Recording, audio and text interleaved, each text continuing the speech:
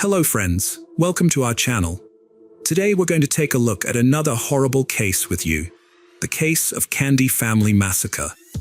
Imagine the sheer horror a 10-year-old boy would have felt upon waking up in the morning and leaving his room, only to discover that everyone in his family was dead. His father, mother, and 3 older brothers were all lying in a pool of their own blood. The story we will be discussing today is deeply heartbreaking and terrifying, and it may leave you questioning whether the people you love the most are truly safe. Jonathan Candy's family seemed to be a typical American household. Some might even view them as the quintessential all-American family. The family consisted of 2 parents and 4 sons, and on the surface, everything appeared normal. No one would have suspected that anything unusual was happening within the Candy family's home. The darkest part of this story is not even the fact that they were all murdered. It would have been easier and less painful for everyone to understand if a dangerous and armed man or someone who wanted to hurt the family had broken in during the night and murdered them in cold blood. However, that was not the case. The darkest part is that the person who killed the wife and 3 children and then took his own life was Jonathan Candy and not anyone else. The man who was supposed to be the husband and father, the one meant to support, love, and care for them, is the same person who took away their lives. Jonathan Candy, a 42-year-old man from Yukon, Oklahoma, worked part-time as an employee at the Paycom Center, one of Yukon's large arenas used for events like concerts and sports tournaments. During the recent basketball season, he was involved in the preparations for the home game of the Oklahoma City Thunder. Even though he only worked part-time, his jokes and laughter always brought liveliness to the arena. Jonathan Candy attended Bishop McGuinness Catholic High School. After graduating, he married his sweetheart, Lindsay Terry. Lindsay grew up in Prague, Oklahoma. As a young girl, she was a member of the choir and was always cheerful and full of laughter. Jonathan Candy was the funny, goofy guy who loved to make jokes and make everyone laugh. Lindsay Terry was the beautiful young lady who loved to laugh and was eventually charmed and swept off her feet by this goofy guy's jokes and personality. Their marriage seemed to go on smoothly, even after many years and the birth of 4 sons. Jonathan and Lindsay Candy appeared happily married, and there were never any reports of possible domestic violence or abuse. Their children also looked happy and lived like the average American kids. The couple's Facebook page was filled with family photos of happy times, and anyone scrolling by would believe they were a regular, happy family. Jonathan always spoke fondly to his relatives and friends about how his family and children were his entire world. But then, on April 22, 2024, something unexpected and unimaginable occurred. The name of Jonathan's family's youngest son has been withheld for privacy reasons, but what we do know is that this little boy woke up on April 22, 2024, expecting it to be a normal day. He had no idea anything unusual was about to happen. He had slept through the night with a box fan blowing in his direction, so he couldn't have heard anything going on outside. The only thing he remembered hearing was the fire alarm that went off during the night, but he had gone back to sleep right after that. At around 9 a.m., he stepped out of his room only to find his entire family in a pool of blood. At 9:30 a.m. on April 22, 2024, the 10-year-old boy called 911 and told the dispatcher that he found his entire family dead. Not too long after, the police arrived at the home of the Candy family near Southwest 29th Street and Czech Hall Road. They entered the house and were shocked by what they saw. It was nothing short of a massacre. After their inspection, they saw 39-year-old Lindsay Candy, who had been shot and killed. She was murdered along with her sons, 18-year-old Dylan Candy, 14-year-old Ethan Candy, and 12-year-old Lucas Candy. The suspected killer, 42-year-old Jonathan Candy, was also found dead from a self-inflicted gunshot wound. It didn't take too long to conclude that this was a case of murder-suicide, but the question on everyone's mind was, why did this happen? The sole survivor was the 10-year-old who made the call to 911. Neighbors on Checkhall Road noticed as emergency vehicles began arriving at their neighbor's home. They were puzzled about what might have occurred. After an investigation, it was revealed that the father, Jonathan Candy, allegedly hunted down and killed his wife and children one by one, except for the youngest son. An interview with Oklahoma officials revealed that 2 of the victims' bodies were found upstairs, and the other 2 were found downstairs. There were no signs of a struggle at the crime scene, which adds more uncertainty to what happened. In most cases like this, it is unusual for the killer to spare just one person and kill everyone else if the intention was a murder-suicide. Usually, everyone present is a casualty. What could have happened? Why did Jonathan Candy decide to spare the youngest son? Is it possible he came to his senses at the last minute, or did he have a special relationship with this child? Unfortunately, these questions might remain unanswered, because the relatives of the Candy family realize how difficult this would be for the young boy, and they think it's best to leave him out of any further investigations for the time being. Until then, this case would remain a mystery. One of the officials in charge of the investigation, Dr. Joni Johnston, a clinical and forensic psychologist, was shocked by the entire scenario.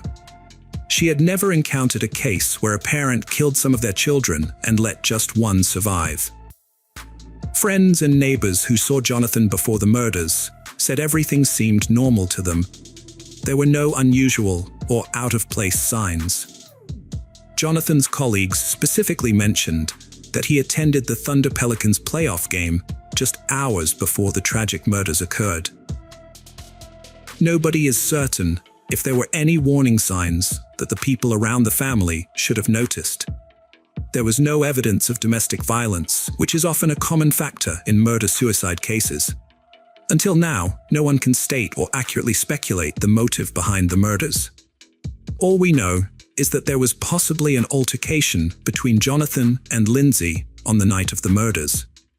No one knows what their argument could have been about, and why Jonathan decided that the best way to deal with the situation was to kill his wife and methodically hunt down and kill 3 of his children. He seemed like a loving and supportive father, but what could have made him shoot and kill some of the people he claimed to love the most in the world? Something may have happened. He killed his wife and several of his children, and then decided to take his own life, perhaps to escape the situation. Ongoing investigations are trying to find out if the family was experiencing any form of financial crisis. Financial difficulties in households can sometimes lead to depression, particularly for the man who may feel the weight of the burden on his shoulders. This could result in distorted thinking and increase the chances of feeling hopeless and without help. Another factor investigators are considering is whether Jonathan had any form of mental health challenge that he was able to hide effectively and did not share with anyone. There is still a stigma surrounding seeking help for mental health challenges, and those who do not seek help often end up making terrible mistakes that can negatively impact their own lives and the lives of their loved ones. Signs of depression in men often differ from those exhibited by women.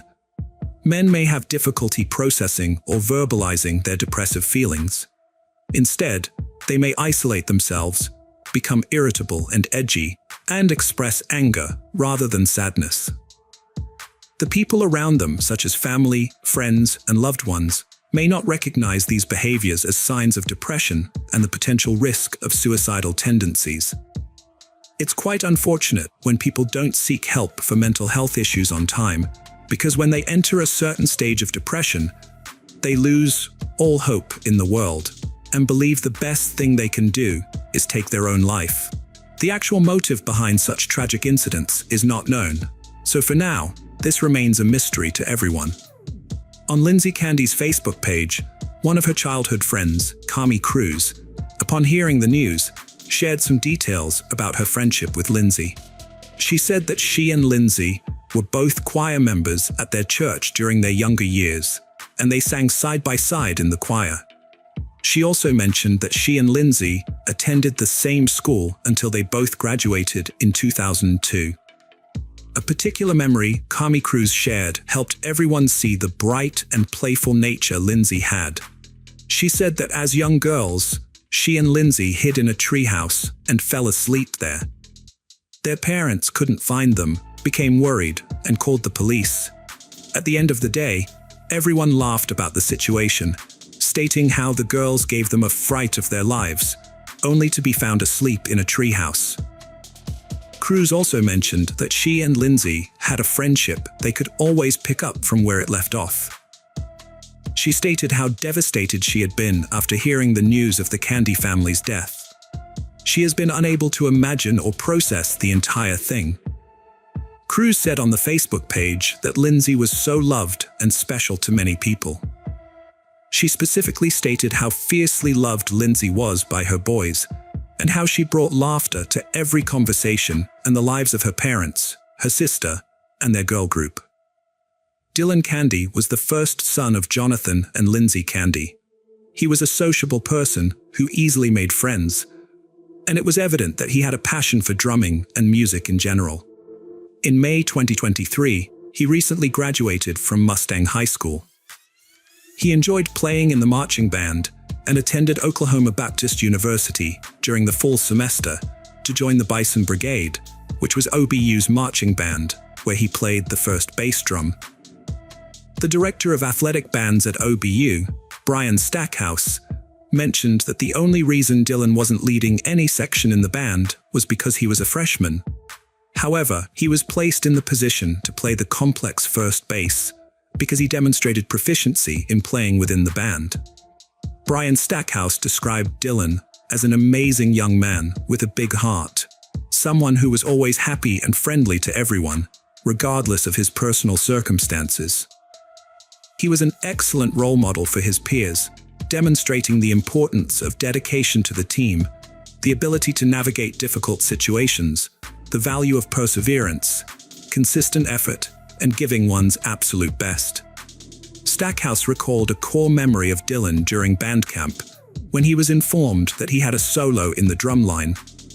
Dylan was overjoyed and could not contain his excitement, which inspired his bandmates to support one another as they dealt with the devastating news of his passing. Dylan's bass drum and uniform was set up as a memorial display to honor him and his family. 14-year-old Ethan Candy was the second son of the Candy family. He was a 9th grade student at Mustang North Middle School, and everyone in school knew him as an active, athletic young boy who was good at baseball. Ethan's coach, TJ Armstrong, said he was a very energetic and committed player who had a natural talent for the game and always played with so much enthusiasm and intensity. He said Ethan had an inspiring spirit and a smile that could uplift people's mood. TJ Armstrong was quite fond of Ethan as he was best friends with his own son, and he believed Ethan brought out the best in his son. TJ would often affectionately call Ethan Sweet Candyman. Cooper Armstrong and Wyatt Livy, Ethan's closest friends, as well as his other friends, have struggled to come to terms with the loss of Ethan. A memorial bench is being established at the Mustang Youth Sports Complex to commemorate his presence in their lives and on the team. Lucas Candy was the youngest victim of the murders. He was a 12-year-old student at Meadowbrook Intermediate. He was often seen playing with the other young children during Ethan's soccer practice. Lucas was a lively, intelligent child, full of energy. He will be remembered as a bright, cheerful kid who enjoyed playing outside and making new friends.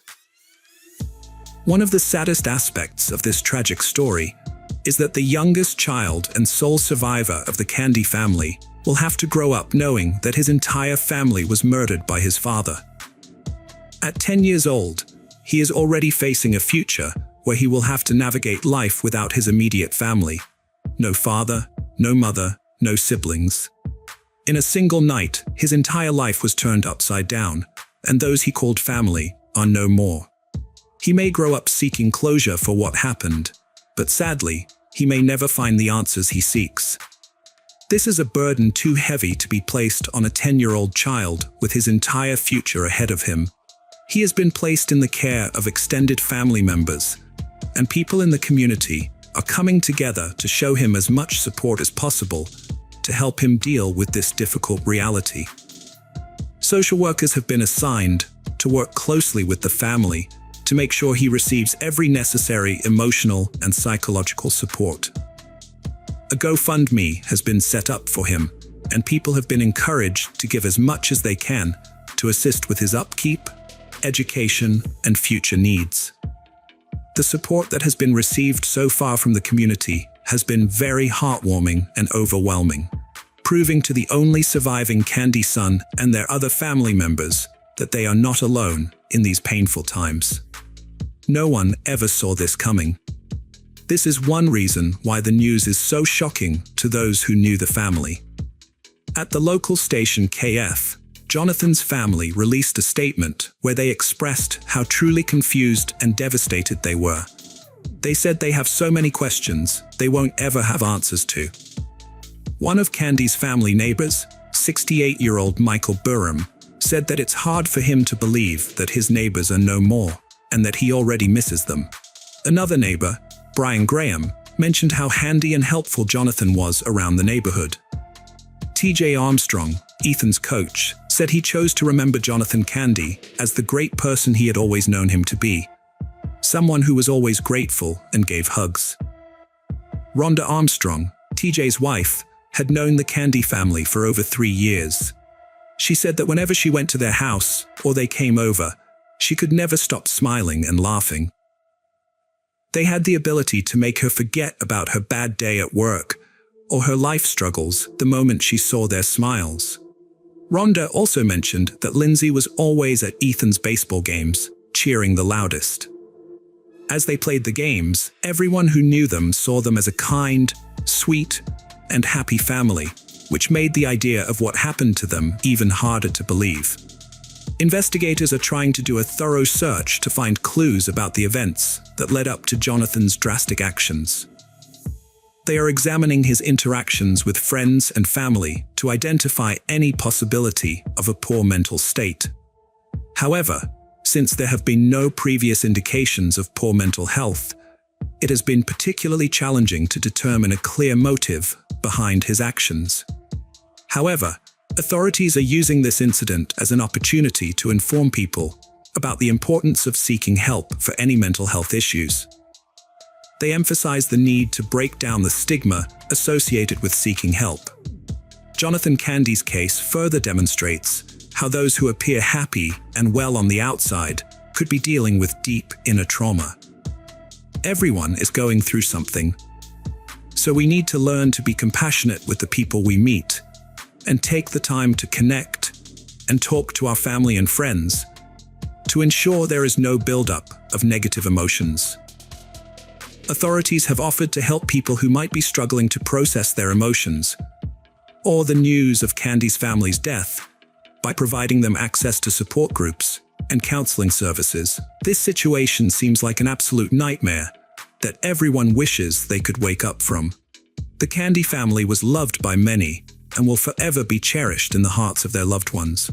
As family and friends grieve the deaths of John, Jonathan, Lindsay, Dylan, Ethan, and Lucas Candy, they also recognize that the priority at a time like this is to ensure that the surviving member of the Candy family receives as much support and love as possible.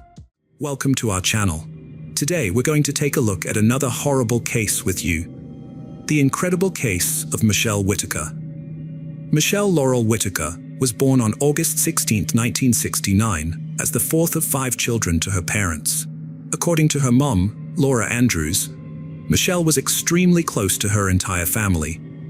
However, this changed when they moved from Illinois to Gastonia, North Carolina, and Michelle's once happy demeanor began to fade. As she entered her teenage years, Michelle and her mom began to clash frequently, primarily due to her mom's strictness. After graduating from high school, Michelle got married, but the union lasted less than a year. Her inexperience and youth made it difficult for her to handle the problems her partner created. The abusive treatment by her husband marked the beginning of a prolonged and distressing period in Michelle's life. Those close to her believe this tumultuous period led to her later struggles. At the time, she struggled to cope and made poor choices as a result. After her divorce, Michelle's family moved to Spartanburg, South Carolina. By the time she was 30, Michelle was struggling with alcohol addiction and had already had 3 failed marriages. She was working part-time as a waitress and was barely getting by. One evening in 1999, Michelle met a man named David after her shift ended, and he offered to give her a ride home. Michelle accepted, but soon regretted her decision. Instead of taking her home, David took her to a secluded area where he assaulted her and forced her into intimate contact. He was arrested a year later, pleaded guilty to assault and battery, and received an 8-year prison sentence. Just before she disappeared, Michelle was arrested for driving under the influence of alcohol. Michelle's parents decided it was time to take drastic measures. They contacted the police and asked them to hold Michelle in custody until a spot in a rehabilitation center became available. Although it was a difficult decision, her parents felt it was the only way to help Michelle in her situation. However, Michelle became extremely upset by this, and from that point on, her relationship with her mother significantly deteriorated. Unfortunately, Michelle was mistakenly released from jail without receiving the court-ordered treatment for her substance and alcohol abuse. On August 5, 2002, Michelle had an argument with her mother and stormed out of the house in a bad mood. 3 days later, the man she was staying with contacted her mother, Laura Andrews, to inform her that he couldn't find Michelle after they had had an argument. This is how Laura learned of her daughter's disappearance.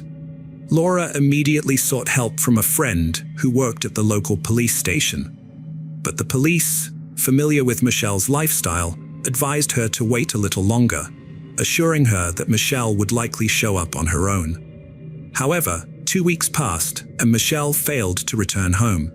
On August 21, 2002, Laura filed an official missing persons report, and local law enforcement began investigating Michelle Whitaker's disappearance. During their investigation, they discovered the last place Michelle was spotted, a truck stop. This information came from a local resident named Doug, who had met Michelle by chance on the street the day before she disappeared. Doug recounted that he had stopped his motorcycle outside a bar where Michelle was sitting and struck up a conversation with her. Michelle told him that she had had a fight with her boyfriend and he had thrown her out of the house. Later that evening, they visited 2 bars together, playing a few games of billiards at one of them. They then took a ride on Doug's motorcycle until dawn, after which they went to his house. Thus, it was revealed that Michelle Whitaker had spent her last evening visiting local bars, and Doug was the last person to have seen her alive. This made Doug the prime suspect in Michelle's disappearance. According to his testimony, Michelle had planned to go to Myrtle Beach, South Carolina, a resort city on the Atlantic coast, where she hoped to earn good money working in local bars and restaurants. Doug claimed that he dropped Michelle off at a truck stop, but only after giving her some clothes, including a t-shirt and shorts, and some money to buy coffee and newspapers. He said he wished her good luck before leaving. To verify Doug's story, the police gave him a lie detector test, which he passed. They also tested the man Michelle had been staying with before she vanished, but found no evidence to suggest he was involved in her disappearance. The police began to consider the possibility that Michelle had actually gone to Myrtle Beach, which is approximately 250 miles from Spartanburg. A few more weeks went by, but there was still no sign of Michelle. Her family and friends were growing increasingly anxious. Despite her anger and resentment towards her parents, they couldn't bring themselves to believe she would abandon her family and go into hiding.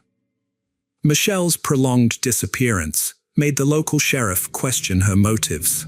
When people travel for extended periods, they typically take some personal belongings with them, but Michelle had left with almost nothing. Moreover, she had a beloved pet dog to which she was deeply attached. Every detective interviewed agreed that Michelle would never willingly abandon her dog. In the meantime, Michelle's parents began driving around the neighborhood, hoping to find any clue that might lead them to their daughter. After receiving multiple tips that Michelle had been spotted on a beach in North Carolina, they headed there immediately. They spent 3 days searching for her, posting flyers and talking to locals, but their efforts ultimately proved fruitless. After 6 months of unsuccessful searches, Laura Andrews started questioning whether her behavior towards her daughter had been right. She had witnessed her daughter's downward spiral and couldn't just stand by. Laura wanted to protect her in any way possible. Additionally, she suspected that the 1999 brutal attack Michelle suffered might have contributed to her disappearance. Laura couldn't forgive herself for the hurtful words she spoke to Michelle after the attack, despite the assault being a terrible act by a stranger. Laura initially blamed Michelle for taking a destructive path and causing harm to herself, which only damaged Michelle's self-esteem further with her words. From the sheriff's office, it was assumed Michelle had motives to escape due to her reputation. Detectives thought she'd eventually be arrested, but a year passed with no results. The police were alarmed that Michelle left no digital traces, which wasn't a good sign. Both police and family wondered if Michelle was a crime victim, possibly falling prey to a truck driver, but this theory remained unsubstantiated. 2 more years passed with no leads. On the 3rd anniversary of Michelle's disappearance, after police and Laura Andrews visited the truck stop where Michelle was last seen, local TV stations revisited the story. Just days after Michelle's story aired on TV news, the Spartanburg County Sheriff's Office received a strange letter. The anonymous letter, handwritten on a small sheet of paper, claimed to reveal the location of Michelle Whitaker's body. A crude, homemade map accompanied the letter, pinpointing the exact spot. Despite its amateurish appearance, the letter was well written and proper, lending it an air of credibility. The sheriff, accompanied by search dogs, embarked on a search of a rural area 25 miles from where Michelle was last seen. This development came 3 years after her disappearance, and her family was torn between despair and hope. Some had reluctantly accepted that Michelle might be dead, while others clung to the possibility that she was alive and safe.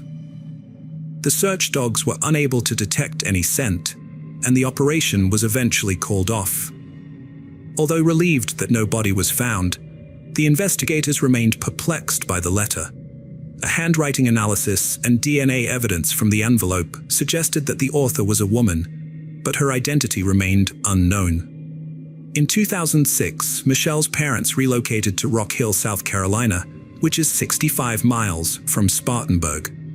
A year later, on the 5th anniversary of Michelle's disappearance, the whole family gathered at the church. Michelle's mother, Laura Andrews, did not want to treat the gathering as a memorial service because Michelle's body had not been found, and there was still a faint hope that she might be alive. Another year passed, and Detective William Gary took over the investigation of Michelle's disappearance. At the time, he was handling a dozen unsolved cases, including Michelle's. Since many years had gone by without any evidence that Michelle was still alive, her case was considered a felony. The lack of evidence led the investigators to believe that something tragic had likely occurred. As the 6th anniversary of Michelle's disappearance approached, on August 4, 2008, Detective Gary received a call from a woman claiming to know Michelle's whereabouts. She said Michelle was living in Oregon. The woman had seen Michelle's file on an episode of Forensic Files and a website created by Laura, which helped her recognize Michelle as a woman who had been living with friends for 6 years, unaware that her family had been searching for her. After receiving the mysterious message, the investigators were understandably cautious. Detective William Gary, for evidence, requested that the woman send a photo of Michelle. He then showed the picture to Detective Wood, who had previously worked on the case and immediately recognized her. Promptly, an Oregon State police officer was dispatched to the address in question, to confirm Michelle's identity. In a remarkable coincidence, on August 5, 2008, exactly 6 years after Michelle's argument with her mother and her departure from home, Detective Laura Andrews received a call informing her that her daughter had been found alive. Laura struggled to process the news, and only after hanging up the phone did a flood of questions arise. Where is she? How is she? And what had she been doing all this time? Although the news was welcome, a family reunion was not possible at this point. The police were bound to respect Michelle's privacy and could not disclose her whereabouts to her parents. It was up to Michelle to initiate contact with her family. The detectives tried to persuade Michelle to talk to her relatives, if only to alleviate their concerns. The next evening, Michelle phoned her mother. 2 weeks later, at Atlanta Airport, Michelle and her family had a long overdue reunion. She confessed that she was exhausted from her former way of life. After her argument with her mom, Michelle came to a realization. She believed her family would be better off without her around. Initially, when Doug dropped her off at the truck stop, Michelle had planned to head to Myrtle Beach to find work. But instead, she hitchhiked and ended up in Las Vegas, then California, and eventually Oregon. Michelle offered apologies to both her family and the police, who had invested considerable time and resources into searching for her over the past 6 years. She had been living under her real name, and it never occurred to her that anyone was still looking for her. Welcome to our channel. Today we're going to take a look at another horrible case with you. The case of Stacy Smith. Born on September 21, 1977, Stacy Ann Smith was known to her family and friends as a beautiful and outgoing person. During her school days, she was a popular cheerleader who attracted a lot of male attention. After graduating, she met Stephen, the love of her life, and they decided to spend the rest of their lives together. In June 2002, they welcomed a daughter named Mackenzie, and soon after, they got married, believing their happiness would last forever. 4 years later, Stacy and Stephen had a son named Landon. However, their relationship began to deteriorate, and they eventually broke up in 2009. At the time, Landon was 3 years old, and Mackenzie was 7. The family lived in St. Albans, West Virginia. After her divorce, Stacy was determined to make her children happy. One day, she ran into an old acquaintance, Brent, on the street. They had attended high school together, and Brent had had a crush on her back then, although she didn't feel the same way. However, this chance encounter sparked a romance between them. As they got to know each other better, Stacy's ex-husband, Stephen, became aware of her new relationship. He would often see Stacy and Brent together when he came to pick up the kids for the weekend. Initially, Brent got along great with Stacy's children, which made her happy. However, as time went on, their relationship began to experience some turbulence. They started to have frequent arguments, mostly due to Brent's jealousy. He tried to exert control over certain aspects of her life, such as wanting to know who she was talking to on the phone. Despite their breakups, they would eventually reunite after calming down. On Christmas Eve in 2009, Stacy moved into a new home with her kids. Her cousin Timothy and boyfriend Brent lent a hand in decorating the house for Christmas and creating a warm ambience. A few days later, on December 28, 2009, Stacy's father John Paul attempted to reach his daughter by phone but received no response. As the hours ticked by with no answer or callback from Stacy, John grew concerned and decided to investigate. He got in the car and drove to the house where Stacy lived with her kids, a place they had occupied for only a few days before Christmas, and he wanted to check on their well-being. When John arrived at the house, everything seemed normal. He knocked on the front door and called out his daughter's name, but there was no response. The door was locked, so he looked through the window and spotted 3-year-old Landon inside. John caught Landon's attention and asked where his mom, Stacy, was. Landon replied that she was asleep. John's instincts told him something was off. Stacy wasn't a heavy sleeper and would have woken up from the knocking on the door. John instructed Landon how to open the door, and once inside, he told the boy to wait in the living room while he checked on Stacy. As John entered the kitchen, he was met with a horrific scene. Stacy's body lay lifeless on the floor, surrounded by bloodstains. The same gruesome sight extended into Stacy's bedroom. John instantly dialed 911 and requested assistance. The police thoroughly searched the house to ensure the perpetrator was not concealed inside. It was evident that Stacy's death was not accidental. The woman had succumbed to a fatal neck stab wound. A message on one of the walls caught the detective's attention immediately. The individual who penned it accused Stacy of being unfaithful. The message consisted of only 2 words: cheating, and a second word starting with W. It was particularly heartbreaking that Landon spent most of the day by himself while his mother lay dead. Forensic analysis revealed the boy's bloody footprints next to Stacy's body, indicating he had approached his mother, likely attempting to rouse her. At just 3 years old, he probably didn't comprehend that his mother wasn't simply sleeping. The police collected all possible evidence from the house, including cigarette butts and beer cans, which could provide DNA clues. However, the writing on the wall was the most intriguing piece of evidence for the investigators. They needed to identify who wrote it and why. Given the crime's motive was likely jealousy, and the extreme cruelty suggested a revenge attack, the perpetrator could be someone Stacy knew and trusted. There were no signs of forced entry, implying Stacy had let the killer into her home. The police also found Stacy's car and car keys missing, as well as her phone and the murder weapon. They issued a description of the car to all patrolmen, suspecting the criminal might have used it to flee the scene. Stacy's tragic death was devastating for her loved ones, especially her children, who had to come to terms with never seeing their mother again. Psychologists spoke with Landon to see if he had witnessed anything unusual, but the boy couldn't assist the police. Upon waking, he found his mother on the floor.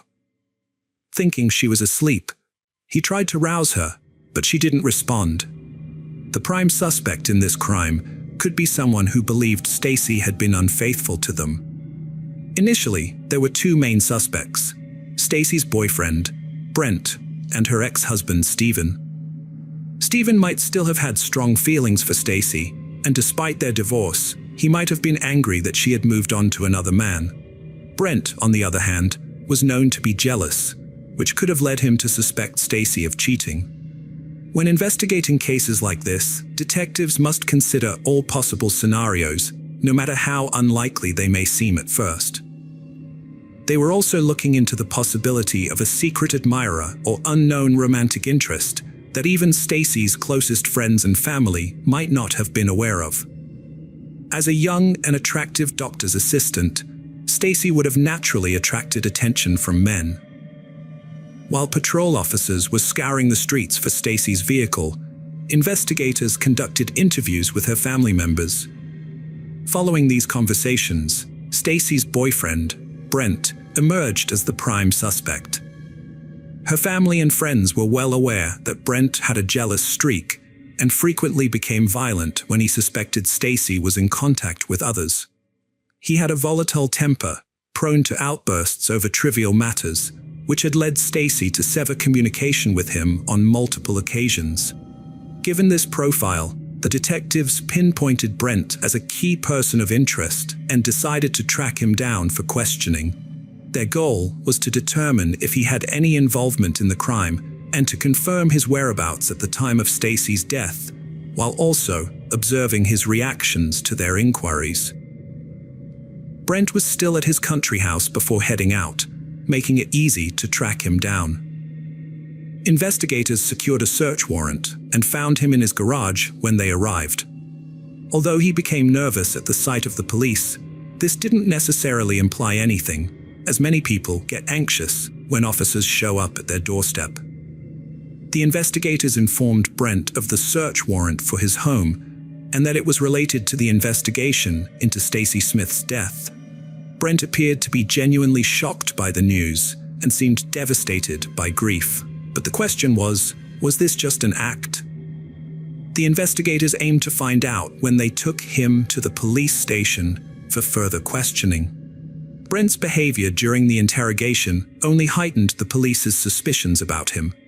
He admitted that his relationship with Stacey was unstable and marked by frequent arguments. According to Brent, their last altercation occurred on the day before her death. He told investigators that Stacey had cheated on him with one of his friends, which had severely damaged their relationship. Although some time had passed since then, the betrayal still lingered. Brent claimed that on December 27th, he had gone home after they quarreled, but returned to Stacey's house a couple of hours later. They had a calm conversation, and intimacy ensued. He left around 2 a.m. when Stacey's son Landon and her cousin Timothy were asleep in the house. Brent maintained that there were no issues between him and Stacey when he departed, and he was unaware of her death until the police informed him. However, no one could corroborate his alibi, which led investigators to question his story. As a result, they asked Brent to take a polygraph test to gauge his responses. After initial hesitation, Brent agreed to the test, hoping to clear his name. He passed the test without any issues. Initially, the police considered removing him from the list of suspects, but during the polygraph test, they noticed a small red spot on Brent's shirt that resembled dried blood. When questioned, Brent attributed the spot to a minor injury he had sustained the day before, claiming it was his own blood. However, only an expert examination could confirm or refute this statement. To verify Brent's testimony, the detectives decided to interview Stacey's cousin, Timothy, assuming Brent was telling the truth. As the last person to see Stacey alive, Timothy was a crucial witness. However, a major obstacle emerged. Timothy had vanished. Following the news of Stacey's death, the entire family gathered, but Timothy was nowhere to be found. He didn't answer his phone, and his whereabouts remained a mystery. This concerned both the family and the police, particularly given Timothy's history of substance abuse and potential debts. They feared that someone he owed money to might have taken revenge, but something had gone terribly wrong. Another stage has been added to the ongoing investigation. As previously noted, Stephen, Stacey's ex-husband, was one of the initial suspects in the crime. It's possible that Stephen was enraged by Stacey's relationship with Brent, even before their divorce was finalized. Although they were no longer living together, Stacey's actions may have offended Stephen, prompting him to commit the crime and leave a provocative message on the wall. Furthermore, one of Stephen's possible motives could have been related to his children, whom he only saw on weekends, and perhaps he wanted full-time custody. When Stephen arrived at the police station for questioning, he remained calm and composed, denying any involvement in Stacey's death. He claimed he would never harm the mother of his children. According to Stephen, his divorce from Stacey did not lead to animosity between them. In fact, he shared the same suspicion as her family, that Brent was responsible for the crime. Stephen provided an alibi for the night of the crime, which the police quickly verified, ruling him out as a suspect. Meanwhile, investigators searched for Stacey's car, only to discover that the vehicle in question was actually owned by her boss, Dr. William Casto. This raised the possibility of another romantic interest in Stacey's life. Further investigation revealed a romantic relationship between Stacey and Dr. Casto. Colleagues reported that the two were very close, and at some point, Dr. Casto had even given Stacey a car as a gift. This new information added Dr. Casto to the list of potential suspects, with the police considering the possibility that he might have discovered Stacey's relationship with Brent and taken drastic action. With all this in mind, the detective began searching for Dr. Casto, who didn't try to hide and went about his daily routine. After learning about Stacey's death and that the investigators wanted to speak with him, William Casto voluntarily went to the police station. During the interrogation, he admitted to having an intimate relationship with Stacey and giving her the car. According to him, they had been in a consensual relationship for several years before her death, and he would often help her with her problems. Casto denied any involvement in the crime, stating he had no motive to harm Stacy. He was forthcoming with the investigators, providing them with his alibi for the night of the crime. This solid alibi allowed him to be ruled out as a suspect. Now that Casto was no longer a suspect, the police still needed to identify who had written the offensive message in Stacy's house, and who she had offended so deeply. Was there another man in her life? The police had to find answers to these questions. Meanwhile, the police used GPS tracking technology to locate Stacy's car, which they found in a deserted parking lot, about 5 miles from her house. Investigators believed the vehicle held the key to solving the case. Patrol cars were dispatched to the location, and the car was towed to the police parking lot for forensic examination. Although Stacy's credit cards and personal belongings were found inside, there was no knife linked to the crime or any other evidence. A surprising development emerged in the investigation when the police looked into Timothy's background, Stacy's missing cousin. It turned out that he had a criminal history, including a previous conviction for a sexual offense and theft. According to the charges, Timothy had molested a girl, but he claimed she had lied about her age, and he thought she was above the legal age limit. Timothy served time in prison for this offense and was required to register as a sex offender, but he failed to do so. Timothy Ray Sutherland contacted the police 2 days after Stacy's death, claiming to be staying at a local motel and denying any involvement in her murder. However, he was wanted for arrest due to his failure to register as a sex offender. When the police arrived at the motel, Timothy had escaped, but his girlfriend told them he was hiding in an abandoned trailer on the other side of town. He was arrested on December 30th, 2009, and taken to the police station for questioning. During the interrogation, investigators asked Timothy to corroborate Brent's alibi, which was that he had stayed at Stacy's house with her and her son. Timothy confessed to being at his cousin's house that night, where Brent and Stacy had gotten into a fight.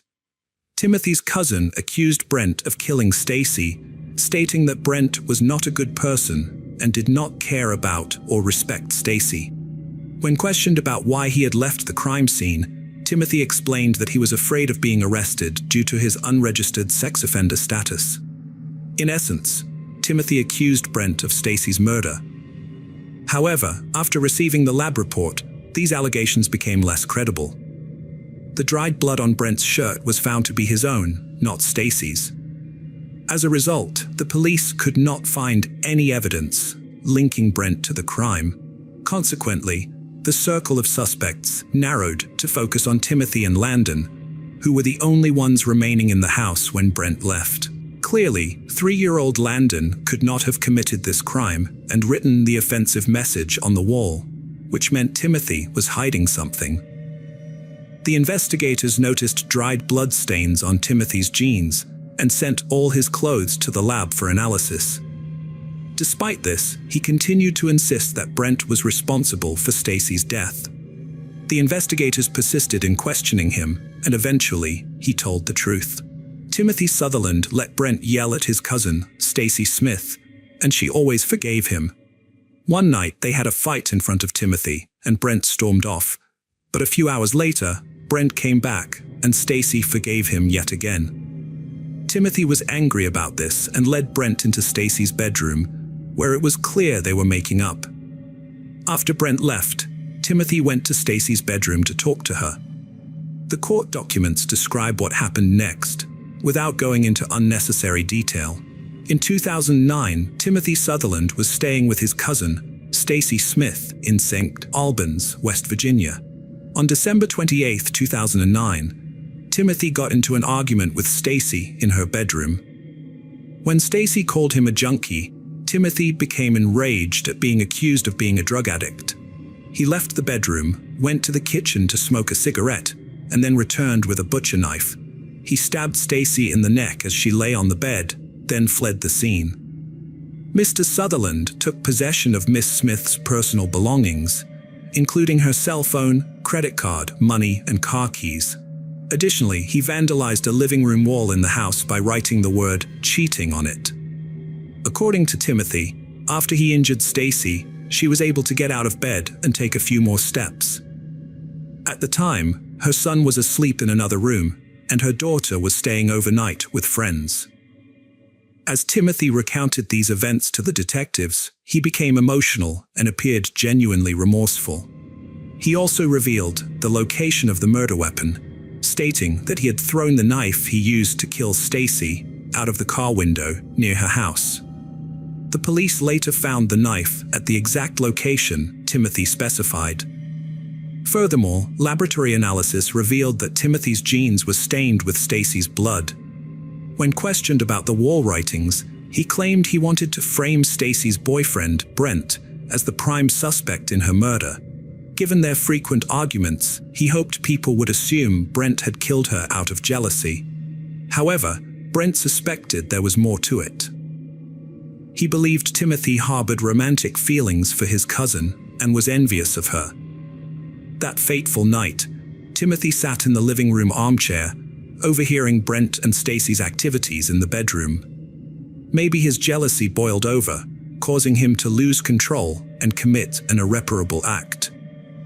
The police explored the possibility that Timothy might have attempted to coerce Stacy into a romantic encounter after Brent left, but they found no concrete evidence to support this theory. With only 2 people aware of what transpired that night, and one of them deceased, the truth remained elusive. Although Timothy Sutherland initially confessed to the crime during his interrogation, he later claimed innocence at his first court hearing in 2010. Despite this, the authorities had gathered sufficient evidence to secure a conviction. The central issue was whether the jury would believe the prosecutor's claim that the crime was premeditated, or the defense lawyer's argument that Timothy committed the crime in a fit of passion. The series of events leading up to the crime suggested that Timothy was fully aware of his actions. He had an argument with Stacy, left her bedroom, went to the kitchen to smoke a cigarette, and then returned with a knife. On March 18, 2011, the jury delivered a guilty verdict, and Timothy Ray Sutherland was sentenced to life in prison without the possibility of parole. 2 years later, in 2013, he attempted to appeal the verdict, but was unsuccessful. Hello friends. Welcome to our channel. Today we're going to take a look at another horrible case with you, the case of Savannah Gold. In 2017, Sherry's world was turned upside down in Florida when her daughter Savannah failed to show up for work at the restaurant where she was employed. Sherry was unaware that this ordinary day would be the last time she'd see Savannah. An hour later, the restaurant called Sherry to inform her that Savannah hadn't arrived for her shift, which was unusual since she had never missed work before. However, the events that unfolded after that call were even more bizarre. When Savannah's father received a message on her behalf, riddled with spelling mistakes and lacking punctuation, he instantly knew it wasn't his 21-year-old daughter who had written it. The impersonator claimed Savannah had met an amazing guy, fallen in love, and decided to elope with him, promising to call later. Savannah's father, Daniel Gold, carefully read the text message, paying close attention to its content. He knew his daughter well and was convinced that running away with her boyfriend was out of character for her. While Daniel studied his phone screen, trying to make sense of the message, Savannah's older brother Chris received a similar text saying she was leaving with her boyfriend and that she was okay. Daniel's instincts told him something was wrong, so he immediately started calling his daughter's phone, only to find it turned off. Savannah Page Gold was born on April 26, 1996, to Daniel and Sherry Gold. She lived with her parents and older brother Chris in Jacksonville, Florida. Savannah enjoyed various hobbies, including playing lacrosse, drawing, and dancing. Those close to her believed she embodied her last name, being a loving, kind, and caring person always willing to help others. After graduating from high school, Savannah turned down a college scholarship for art and design to care for her mother, Sherry, who had been diagnosed with cancer and was undergoing chemotherapy. To support her mother, Savannah took on household responsibilities and also worked as a waiter at Bonefish Grill, a restaurant. By the summer of 2017, she had been working at the restaurant for 2 years. On August 2nd, Savannah left for work at around 5 p.m., wearing her uniform, as her shift was scheduled to start at 5:30 p.m. However, less than an hour later, Sherry received a call from the restaurant asking why Savannah had not shown up for work. This surprised Sherry, as she knew her daughter was responsible and had seen her leave the house in her uniform, indicating that she had indeed gone to work. After Savannah's father received a suspicious phone call, her father and brother started getting strange messages that they didn't think were from her. They suspected someone was impersonating Savannah. Before this, Savannah's father had tried to contact the police, but he couldn't reach his daughter. She was reported missing, and the police launched a search for her. Since sending those messages, Savannah's phone and social media accounts have been inactive.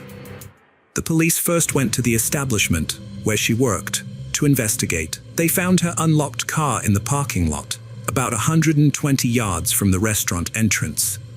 Her personal documents, wallet, cards, cash, and other valuable items were still inside the car. It was clear to the police that the story about Savannah running away with her lover was a lie. If Savannah had planned to disappear, she would have taken her documents and bank cards with her to avoid being traced. It didn't make sense that she would leave them behind in her car.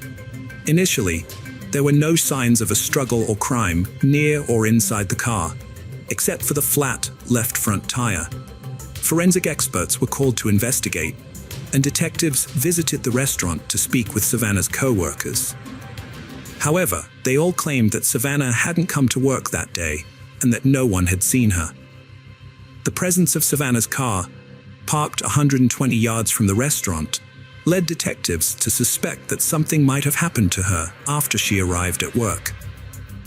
They began canvassing local establishments, particularly those with surveillance cameras, to review the footage and identify the moment Savannah parked her car.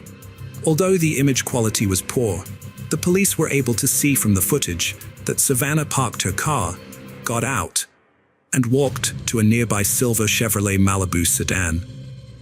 For 14 minutes, she stood next to the driver's door, talking to the person behind the wheel. She then opened the back door and got in, and the driver followed suit. The police watched as the car shook, and the back door swung open 3 times before being closed again.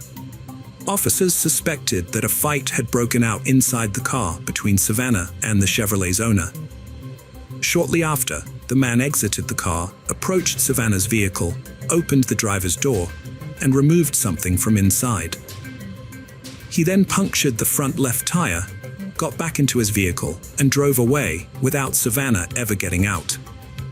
The owner of the Chevrolet Malibu was quickly identified as Lee Rodarte, a 28-year-old manager and chef at the restaurant where Savannah worked.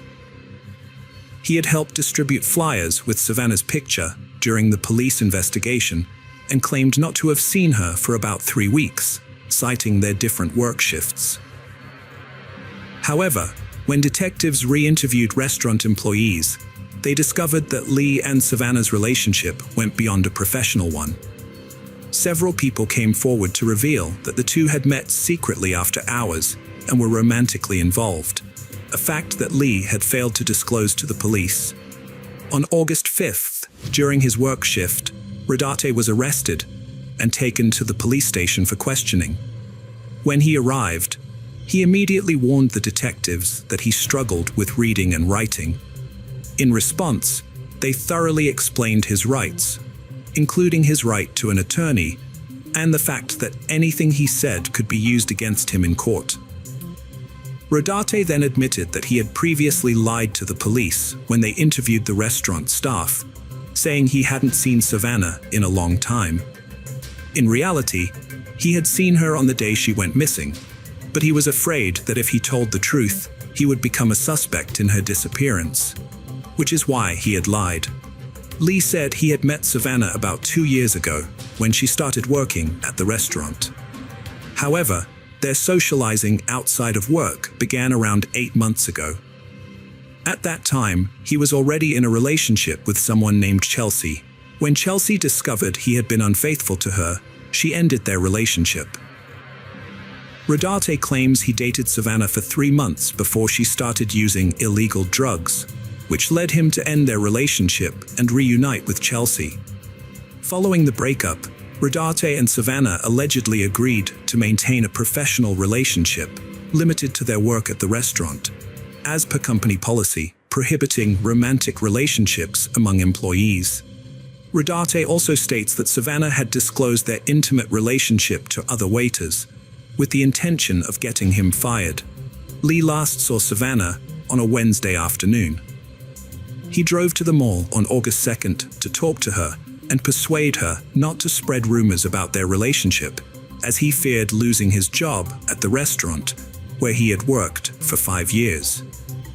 When he met her, Savannah had just taken a strong substance and was panicking, so she asked if she could sit in his car for a bit. Once inside, Lee demanded that she stop telling people they were still dating.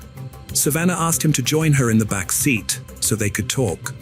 After moving to the back seat, Lee again asked Savannah to stop spreading rumors, but she refused, saying she would do as she pleased. This response infuriated Lee, who then got out, slashed a tire on Savannah's car, and returned. When Savannah asked why he had done it, Lee admitted he was upset and angry. Next, as Rodarte claimed, Savannah exited his vehicle and headed towards the mall entrance, but didn't reach it. Instead, she got into an old green Ford pickup truck with tinted windows. At this point, she was holding her phone. However, detectives were aware that Savannah never left Rodarte's car and that he was lying. Unbeknownst to Rodarte, the police had surveillance footage that disproved his claim, showing no Ford pickup truck and Savannah remaining in his car. When asked about subsequent events, Lee stated that he drove home, even detailing the streets he took. Notably, the man had scratches on his arms and neck, which he attributed to a workplace injury when questioned about their origin. When detectives directly asked Rodarte about Savannah's whereabouts, he claimed to have no knowledge. The detectives adjusted their questioning strategy. At first, they listened attentively to his stories, showing interest, but soon they applied gentle pressure. They informed him straightforwardly that evidence contradicted his claim that Savannah had exited his car. After a brief time, Rodarte altered his statement, asserting that he and Savannah had gone to his residence, and then she departed. The detectives remained skeptical and urged him to reveal the entire truth, considering Savannah's family's well-being. Rodarte ultimately admitted to fatally snapping Savannah's neck during a backseat argument in his vehicle. Following their departure from the parking lot, he sent messages to Savannah's father and brother from her phone before discarding it out the window. Rodarte returned the body to his property, intending to dispose of it by fire, but he soon discovered it wasn't as simple as he thought. Instead, he dug a hole and buried the body, only to later exhume it, wrap it in a blanket, and drive approximately 8 miles from the restaurant to a nearby pond, where he discarded the body. Although the autopsy couldn't determine the exact cause of Savannah's death, the examination revealed that her neck wasn't broken, as Rodarte had claimed, and no illegal substances were found in her body. However, forensic experts discovered that the thyroid cartilage in Savannah's throat was fractured, suggesting strangulation, and roughly 75% of her body exhibited fire damage. Despite confessing to the crimes, Rodarte maintained his not guilty plea on charges of second-degree murder, tampering with evidence, and abuse of a dead body. The autopsy revealed that the condition of Savannah's body was too compromised to determine an exact cause of death. Contrary to Rodarte's claims, her neck was not broken, and no illegal substances were found in her system. However, the autopsy did indicate that Savannah was strangled, as her thyroid cartilage was broken and approximately 75% of her body had been burned. Rodarte's confession was revoked at trial, where he claimed he acted in self-defense, alleging that Savannah had initiated the strangulation. This reversal put Savannah's family through additional trauma, forcing them to attend numerous court hearings. Cher Gold, Savannah's mother, has battled recurring cancer during this ordeal, but she remains committed to attending every hearing alongside her family. They have been present at 26 out of 27 hearings, enduring the emotional toll of facing Rodarte, the man responsible for their daughter's death. The family's primary concern now is to bring this painful process to a close and secure justice for Savannah. Lee Rodarte was not the only family member to be charged with murder. In 2016, a year before Lee committed his crime, his sister Amber Camarillo, then 26 and still known by her maiden name Rodarte, shot and killed a woman during a dispute over a car. She received a 20-year prison sentence. Lee Rodarte was offered a plea deal, which required him to plead guilty to second-degree murder in exchange for a 40-year prison sentence. In return, the charges of tampering with physical evidence and abuse of the body would be dropped. After consulting with his attorneys, Rodarte accepted the deal and was sentenced to 40 years in prison on March 11, 2021. Following the verdict, Savannah's family expressed gratitude to everyone for their support. Daniel Gold stated that they loved Savannah and were overwhelmed to discover how many others also cared. Welcome to our channel. Today we're going to take a look at another horrible case with you. The case of Shanae Brooke Edwards. Shanae Brooke Edwards was born in 1989 in Warrnambool, Australia. Shanae grew up with her parents and older brother Tyson. Although her early life and upbringing are not well documented, her loved ones remembered her as an adventure seeker who loved nature, hiking, motorcycling, and animals. She was a kind-hearted, genuine person who formed deep, sincere connections with others, showing generosity, patience, love, and kindness to everyone she met. In 2019, Shanae traveled to Georgia, a country that had long fascinated her with its natural beauty, rich history, and landmarks. Her boyfriend, Maori El Sayed, a Lebanese national, had planned to join her in Georgia, but was unable to do so because the country's borders were closed to unvaccinated individuals at the time. Shanae resided in Tbilisi, the capital of Georgia, where she worked as an English teacher. This allowed her to support herself financially while exploring the country and visiting new destinations. She formed close bonds with like-minded friends who shared her passion for travel. On July 29, 2021, Shanae uploaded a photo to her social media profile, captioning it with the single word, joy. The image was taken during a scenic motorcycle ride, an activity she thoroughly enjoyed. The following day, July 30, 2021, Shanae decided to hike up Matatsminda, a popular tourist attraction situated in the heart of Tbilisi. According to her friends, Shanae would often take leisurely strolls in the wooded area near the mountain, and she had never encountered any issues or threats to her personal safety. On July 30, 2021, Shanae left her residence around 3:30 p.m. and was last spotted near the Church of St. Michael of Tavare, located at the foot of Mount Matatsminda, which serves as a starting point for hikers. Shanae was scheduled to meet friends at a cafe in the capital city, but she failed to appear. When attempts to reach her by phone proved unsuccessful, her friends decided to file a missing persons report with the local authorities. Meanwhile, a friend of Shanae's living in California grew concerned and placed a call to Shanae's phone. When the call was answered, Shanae could be heard screaming, "Please let me go. Okay? Just let me go," indicating that she was being attacked and desperately seeking release. The call was abruptly disconnected, and when Shanae's friend tried to call back, there was no answer. There are conflicting accounts of what Shanae's friend in California did next. According to some reports, she posted an urgent message to a Facebook group comprised of expats living in Georgia, asking someone to alert the police to the disturbing phone call. Other sources claim that Shanae's friend directly contacted the Georgian police and relayed the distressing details. It is certain that within hours of Shanae making a frightening phone call, Georgian police became aware of it and began to investigate. Hundreds of police officers and volunteers were deployed to search the area, focusing on the slopes of Mount Matatsminda. The search party utilized search dogs and drones, but Shanae remained missing. By sunset, her phone was still off, and she had not visited any local hospitals. This lack of progress was ominous, as was confirmed the following day. Tragically, on July 31st, after an extensive search, 31-year-old Shanae Brooke Edwards was discovered deceased near a hiking trail. The perpetrator attempted to conceal evidence by hiding the body under tree branches and leaves. A knife, believed to be the crime weapon, was found nearby. Shanae's phone was soon discovered on the mountainside.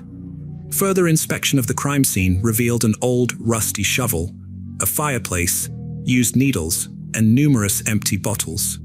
Georgia's Interior Minister revealed to local media that the police have uncovered information not yet disclosed to the public to protect the integrity of the investigation. He assured that the ministry and police officers are doing everything possible to find the perpetrator. The forensic examination of Shanae's body revealed 13 stab wounds, with 5 in the neck area, leading the police to conclude that the perpetrator undoubtedly intended to kill the young woman. Signs of strangulation were also found on her neck. After the authorities officially confirmed Shanae's death, the media reported that the crime was motivated by lust, but the Georgian police denied this, citing the forensic medical examiner's failure to find any signs of a crime against the woman's integrity. Shanae's boyfriend, Moody El-Sayed, has vowed to track down the culprit, no matter how long it takes, and exact revenge. Shanae's death was a devastating blow to her friends, and a particularly traumatic experience for her family, who lived on another continent. They faced the difficult task of transporting her body back home, while the police worked to identify the perpetrator. Although the police are directly responsible for preventing crimes and capturing criminals, in this case, there was an added concern. Georgia's billion-dollar tourism industry could be severely impacted by the fact that a tourist had lost her life in the capital city, a popular tourist destination. The police conducted an extensive investigation, interviewing over 200 people, including Shanae's friends, co-workers, neighbors, and employees and visitors of Matatsminda Park. They examined the roots of the case and reviewed video footage of Shanae's movements on the day she went missing. In an expat Facebook group, a local woman reported hearing a woman screaming on the trails below Matatsminda Park around an hour after Shanae left home. Another woman in the same group claimed to have witnessed a disturbing scene on the mountain the day before Shanae went missing, in which a man was seen aggressively assaulting a woman in the same area where the crime eventually took place.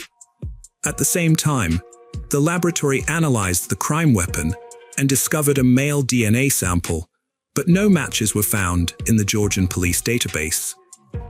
Consequently, the samples were sent to the databases of 194 Interpol member states for further checking. Witness interviews revealed that Shanae had no enemies, no history of conflict with anyone, and no association with individuals of questionable character, suggesting she may have been a random victim of a crime with an unclear motive. The police conducted a meticulous investigation, collecting genetic samples from several dozen individuals who could potentially have been involved in the crime, and subjected each to rigorous scrutiny. Following a thorough and multifaceted investigation, authorities were able to narrow down the list of suspects until they found a DNA match. 40 days after Shanae Brooke Edwards' death, the Georgia police released a statement announcing the arrest of a 33-year-old man, Rafael Marsokolov, a Georgian citizen born in 1988. The evidence gathered during the investigation, including testimony, surveillance footage, genetic tests, and other proof, led to his arrest on September 8th. Marsokolov's lawyer stated that his client denies all charges, including robbery and the murder of Shanae Brooke Edwards, and has pleaded not guilty. The lawyer claimed that Marsokolov was not involved in the case and has chosen to exercise his right to remain silent. After Marsokolov's identity was made public, his image was broadcast on television. A woman from the Georgian capital took to Facebook to share a post revealing that her friend had been attacked by two men on Mount Matatsmunda a few months prior. And although the police were aware of the perpetrators' identities, the case was closed. She suggested that if the police had done their job properly, the Australian girl might still be alive. Additionally, Marsokolov's own Facebook page revealed that he was an activist for the ruling Georgian Dream Party. On September 10, 2021, the Tbilisi court denied Marsokolov's request to be released on bail while awaiting trial, instead keeping him in custody. The police had obtained strong physical evidence, as well as damning testimony from Marsokolov's brother and wife, who revealed that Marsokolov had confessed to the crime at home. He warned them that if they told anyone about his involvement in Sinead Brooke Edwards' attack, their young child would face the same fate. In October 2021, the Edwards family wrote a heartfelt letter describing Sinead's personality and expressing gratitude to everyone who had supported them. They specifically thanked the government of Georgia for its financial assistance in repatriating Sinead's body and the Georgian people for their ongoing love, attention, and support during this difficult and tragic period. In February 2022, the first hearing on the case took place under Georgian law. Marsokolov faced a possible sentence of 16 to 20 years in prison. At the trial, he chose not to remain silent and pleaded guilty to robbery. However, he denied intentionally taking Sinead's life. The prosecutor disagreed, pointing out that the 13 stab wounds, including 5 to the neck, indicated Marsokolov's intent to kill the victim. After his knife broke, he even strangled Sinead. The defense claimed that Marsokolov has mental health issues and was in an abnormal state when the crime occurred. However, a psychological examination found him to be sane, allowing the court to impose a meaningful punishment based on the severity of the crime. The prosecutor noted that Marsokolov's blood tested positive for powerful drugs at the time of his arrest, but this did not diminish his guilt. Marsokolov admitted his guilt and apologized to Sinead Brooke Edwards' family in his final statement. According to the alleged motive, Marsokolov had intended to steal Sinead's iPhone 12, but his plan was foiled when she threw the phone into a ravine. Only 2 people knew what happened that day, and sadly, one of them is no longer alive to tell the tale. The prosecution requested a postponement of the sentencing, as the victim's brother, Tyson Edwards, wanted to attend the hearing. In a statement, Sinead Brooke Edwards' family urged the Georgian justice system to impose a life imprisonment sentence on Rafael Marsokolov, citing the tragic and devastating loss of their loved one, who left behind many grieving friends and family members. On March 9, 2022, a trial was held, at which Rafael Marsokolov was found guilty. Representing the family, Sinead's brother Tyson again requested that the defendant be given a life sentence. Marsokolov apologized to Tyson Edwards, claiming he was not that kind of person and had simply found himself in this situation. Ultimately, 33-year-old Rafael Marsokolov was sentenced to 20 years imprisonment, the maximum penalty allowed under Georgian law. Welcome to our channel. Today we're going to take a look at another horrible case with you. The case of Shannon Mani. Shannon Mani was born on April 6, 1997, to Anshumani and Vijay Mani. When she was a small child, her parents immigrated to the United States from Fiji. The family settled in Waukesha, a small town in southeastern Wisconsin, where Shannon grew up and attended school. She was intelligent, attractive, and very outgoing. Her parents believed Waukesha was the perfect place to raise their children. After completing high school in 2015, Shannon enrolled at the University of Wisconsin at Milwaukee. She was passionate about helping others and aspired to become a social worker. Despite her busy schedule, Shannon worked with her father at an organic food company. It was at work that she met Quentin Neal, 26, who was applying for a similar position. Quentin had a strong desire to make a positive impact on people's lives. Shannon shared a similar passion, dreaming of building a shelter for women and children. while Quentin wanted to create a safe haven for his community. With their similar interests and outlook on life, Shannon and Quentin quickly formed a close bond. As their friendship blossomed into romance, Shannon was overjoyed to have met Quentin, and soon they started living together. Quentin showed genuine care for Shannon, and she ensured their relationship remained happy. They began making plans for their future together. However, their lives took a drastic turn when Shannon vanished without a trace. On April 13, 2018, Shannon failed to pick up her younger brother from school and didn't show up to work. Her phone was switched off, and she hadn't informed anyone about her absence from work. Concerned, her parents went to the police station, unable to locate their daughter. Initially, detectives suspected that Shannon, being young, might have run away or gone off with friends. But her parents disagreed, knowing their daughter well. She wasn't the type to simply switch off her phone and abandon her family, leaving them worried and searching for her. Shannon's mother shared crucial details with investigators, prompting them to take the case more seriously. Shannon was 4 months pregnant when she vanished, which raised concerns since pregnant women rarely disappear without something bad happening to them. Furthermore, some of her belongings, including money and important documents, were still in her room, which was another alarming indication. Shannon's parents told investigators that the father of her child was 27-year-old Quentin Neal. However, when Quentin was contacted by phone, he claimed to have no knowledge of Shannon's whereabouts. According to Quentin, Shannon had been living with her parents, and he hadn't seen her at all that day. The investigators called Quentin again, asking him to come to the police station to answer some questions. Quentin appeared anxious, promising to arrive at the station immediately. When Shannon's parents were still present, Quentin told the investigators that the last time he had seen her was over 24 hours ago, when she left his house to pick up her little brother from school. They had only exchanged a few text messages since then, and had not been in contact again. The investigators asked Quentin if he had any idea where Shannon might be, but he was unable to provide one.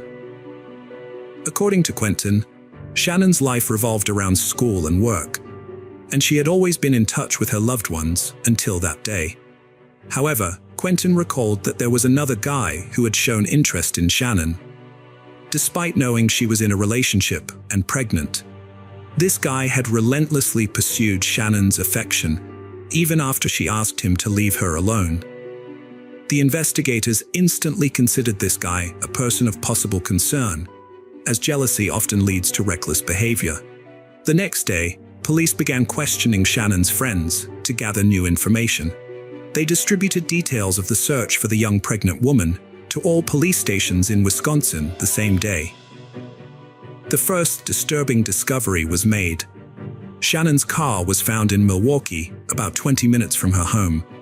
Forensic experts carefully examined the vehicle inside and out, but found no suspicious signs. There was no evidence of carjacking, struggle, or any other crime.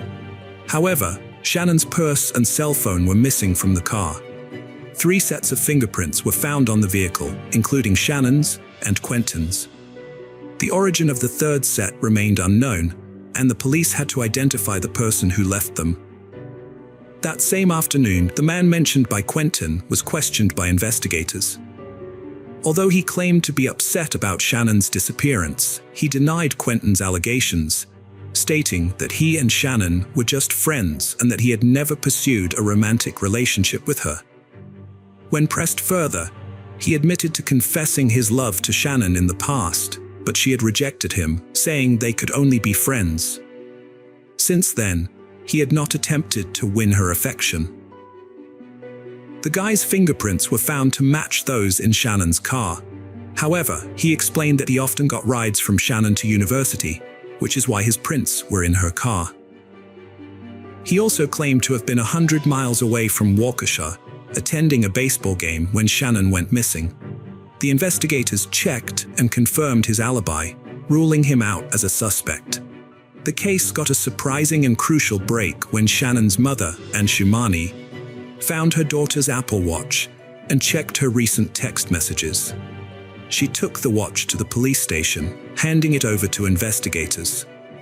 Reviewing Shannon's texts, they made a significant discovery. Despite Quentin's claim that he hadn't met Shannon on the day she vanished, the texts showed they had arranged to meet up that day. This meant Quentin had lied to the investigators and Shannon's parents, making him the prime suspect.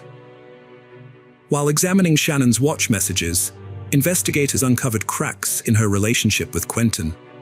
They found texts revealing Quentin's abusive behavior towards the pregnant mother. This revelation shocked Shannon, who had been unaware of her lover's true nature. Quentin apologized profusely, begging her not to leave him. Shannon proposed they take a break from each other.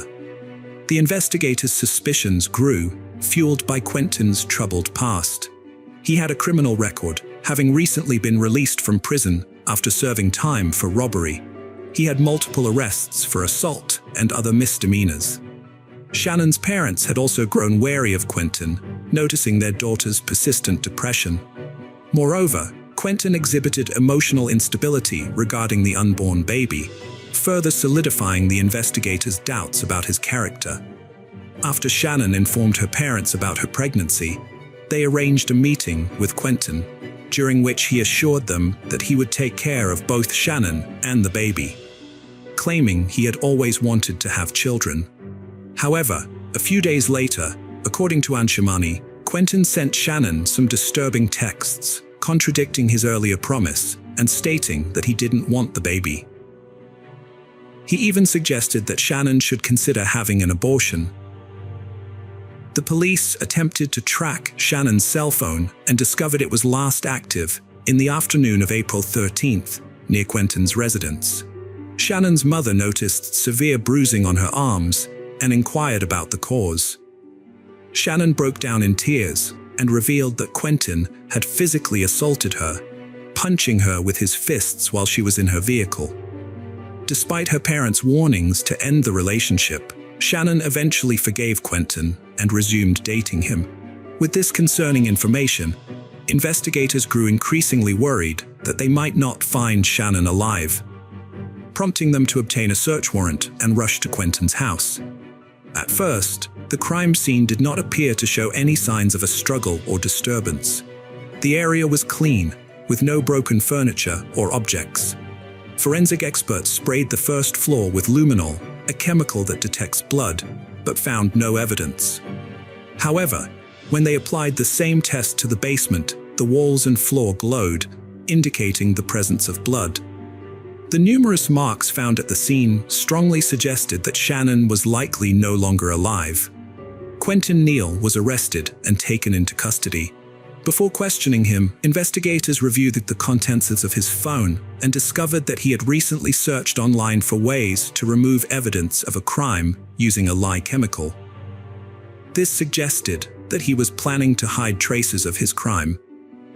During the interrogation, Quentin initially denied any knowledge of Shannon's whereabouts and claimed to have no connection to her disappearance. However, faced with solid evidence, he began to alter his story. Eventually, he agreed to confess to everything. Quentin claimed to have acted in self-defense when he took Shannon's life. He told investigators that Shannon had visited his house to discuss their future and their child. But the conversation escalated into an argument. According to Quentin, Shannon then entered the kitchen, grabbed a knife and a gun that were being kept for emergencies, and began threatening him. Quentin said he felt compelled to act quickly to protect himself, leading to a physical struggle that ended in Shannon's death. Quentin reiterated to the investigators that he had acted in self-defense, but they were skeptical due to the lack of defensive wounds on his body. Despite their doubts, they continued to listen to his account. Quentin said that, realizing the gravity of his actions, he panicked in the basement where the incident occurred. In an attempt to conceal the evidence, he used a large suitcase to hide the body. Quentin Neal led the police to a storage unit 6 miles from his home, where he had stashed a suitcase containing Shannon's body. When detectives opened the suitcase, they found Shannon's lifeless body, her wrists and ankles bound with duct tape, contradicting Quentin's claim of self-defense. Forensic examination revealed Shannon died from 2 gunshot wounds to the head and had additional knife wounds on her body. Shannon's parents were devastated when detectives informed them of the discovery of their daughter's body on April 18, 2018. Quentin Neal was subsequently indicted for the murders of Shannon Manny and her unborn child. The evidence gathered, including their correspondence from the day of her death, was sufficient for the court to reach a guilty verdict. The dispute had begun when Shannon visited Quentin's home to discuss her pregnancy, but she never left his house alive. The trial of Quentin Neal, accused of killing Shannon, was set to begin in the spring of 2019. However, just days before the trial, anonymous letters were sent to attorneys and court officials, claiming that someone else was responsible for Shannon's death. The letters were later deemed irrelevant after the author, a friend of Quentin's, was identified and found to be trying to confuse the investigation and help Quentin. Quentin faced the death penalty, but denied the charges and claimed he acted in self-defense. 15 months had passed since Shannon's death, and her family waited anxiously for justice, trying to stay positive. Shannon's mother, Ann Shamani, worked hard to keep her daughter's memory alive and not lose hope. Shannon had been passionate about supporting women and children affected by domestic violence, and her family had planned to build a shelter in her honor. However, that dream was never realized, as Shannon herself became a victim of violence. On July 15, 2019, Quentin Neal reached a plea deal with investigators, admitting guilt in the deaths of Shannon and her child. As part of the deal, prosecutors dropped the death penalty. 2 days later, on July 17, 2019, the Milwaukee County Circuit Court sentenced the 28-year-old to 2 concurrent life sentences without parole eligibility, ensuring he will spend the rest of his life in prison. At his sentencing, Neal remained silent, failing to explain his motive for the crime. Shannon's mother, Ann Shamani, expressed relief that justice had been served, noting that the only silver lining was that Neal would no longer harm anyone else. The family plans to keep Shannon's memory alive by opening a shelter to our channel. Today we're going to take a look at another horrible case with you. The case of Heather Jackson. Heather Jackson, a 23-year-old mother of 2, had just found a house on a quiet street near Lake Erie. She was thrilled to have a new place to call home, especially after separating from her husband Wayne and going through a divorce. Despite the challenges they faced as parents, Heather and Wayne were once a happy couple, but their marriage didn't survive the struggles. After the breakup, Heather faced tough times, but she didn't give up. She focused on making her children, 3-year-old Selena and 1-year-old Wayne Jr., happy. On September 8, 2012, Heather's friend Danielle arrived at her house at 2:30 p.m. as they had planned. However, when Danielle knocked on the door, no one answered. She checked all the doors, but they were locked. This was unusual, as Heather would normally let her know if she had to change plans. Danielle's concern grew as she realized Heather and her children were not at home. Danielle tried to reach Heather by calling her mother, Jody, but was unable to get in touch with her that day. Failing that, Danielle contacted all of Heather's friends, but none of them knew her whereabouts. Then Danielle spotted Selena's pacifier on the porch, which made her increasingly anxious. She knew Heather would never leave the house without it. As the hours ticked by with no call from Heather, Jody grew more and more uneasy, her intuition screaming warning signals. She decided to take action and phoned the police, asking them to perform a welfare check. When the officers arrived at the address, they knocked on the door, but received no response. Next, they made their way around the house, peering through the windows, but saw nothing out of the ordinary. With no signs of forced entry or any indication of foul play, they departed.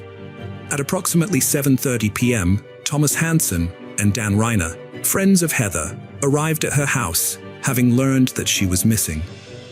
They knocked on the front door, but there was no response. Reiner then proceeded to the back porch, forced open the door, and entered the home. Upon entering, they discovered Heather's lifeless body in the bedroom, completely naked, and immediately called the emergency services. Sergeant Eric Gray Bill, a police officer with the Sandusky Force, responded to the call and entered Heather Jackson's home. He found Heather's body awkwardly positioned between the box spring and mattress in her bedroom, with a ligature constricting her neck. Notably, the TV in the house was still operational, but the children were absent. Their room was empty. While inspecting the house, the officers came across a door to a utility closet that they hadn't checked yet. Upon opening it, Sergeant Eric Gray Bill was met with a horrific sight. Stacked boxes, and behind them, the lifeless bodies of Heather's children. The police immediately sealed off the area, treating it as a crime scene. The local officers were left stunned, having never encountered anything so heinous in their careers. The brutal murder of innocent children left them struggling to comprehend how someone could commit such an atrocity. The forensic examination results only added to the devastation felt by Heather's family and friends. According to court documents, Dr. Diana Scala Barnett, the deputy coroner for Lucas County, performed autopsies on the 3 victims. She determined that Heather Jackson's cause of death was ligature strangulation and observed that Heather's rectum was found to be more open than usual after death. Dr. Scala Barnett attributed this to the likely introduction of an object into the rectum around the time of death, which kept it in that state. Dr. Scala Barnett also testified that Wayne Jackson and Selena Jackson died from ligature strangulation. She noted that Selena's underwear had been rolled up, suggesting that the body had been redressed. Furthermore, Selena's rectum showed a similar dilation to her mother's, again indicating that an object was present in her rectum at or around the time of death. Julie Cox, a forensic scientist at the Bureau of Criminal Investigation, reported that the anal swabs taken from Selena Jackson contained seminal fluid. Cox also observed a suspicious stain on Selena Jackson's underwear, which she excised and tested, finding it to contain a sperm cell. The police were under pressure to swiftly identify and apprehend the culprit behind these heinous crimes. Heather's residence was conveniently located near Firelands Regional Medical Center, and investigators believed that surveillance footage from the building's CCTV cameras might aid in their search for the perpetrator. Upon reviewing the footage, they spotted a car pulling up to Heather's house at 10:57 p.m. However, the camera's distance from the house and the darkness hindered visibility. The car's headlights provided the only clues, revealing that the vehicle had backed into the driveway and remained stationary for some time.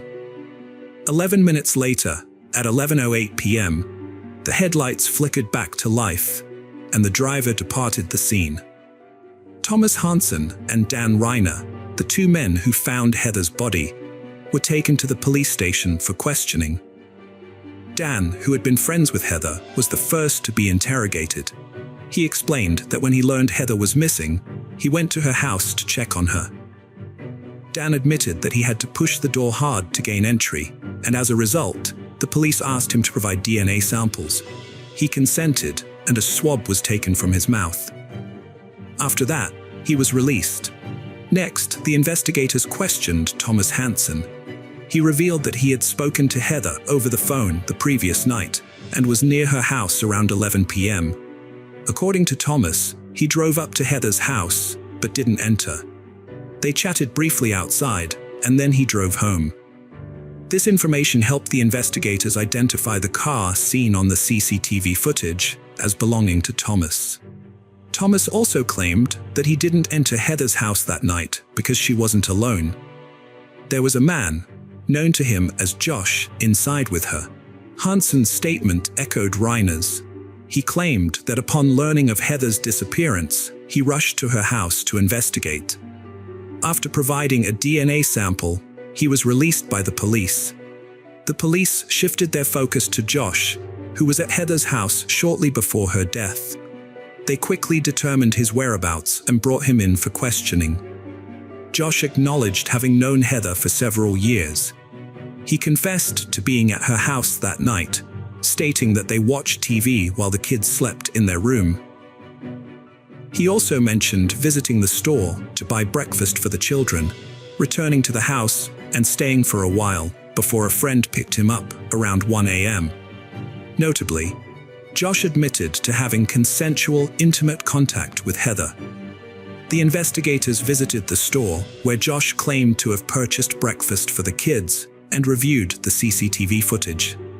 The footage confirmed Josh's alibi, showing him entering the store at 11:20 p.m.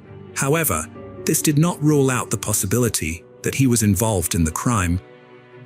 As the last known person to have contact with Heather, Josh remained the prime suspect.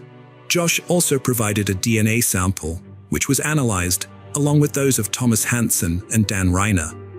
The lab results cleared Hansen and Reiner, as their DNA did not match the DNA found on the victims' bodies. Josh's DNA, on the other hand, matched the DNA found on Heather's body, but not on her children's bodies. This indicated that there was another man present in the house that night. Josh had previously confessed to being in a romantic relationship with Heather, which accounted for his DNA being present on her body. However, the police were now tasked with identifying a different individual whose DNA matched the DNA found on the bodies of all three victims. The investigators quickly ruled out Heather's husband Wayne, who was in the process of divorcing her, as a suspect because he lived in a different state. The detectives then focused on Heather's cell phone records, hoping to find some answers. Upon receiving the report, they discovered that Heather had been very active on her phone, right up until the night of her death. Her last phone conversation took place at 3:12 a.m. and lasted 30 seconds. The police now needed to identify the owner of the phone number she had called.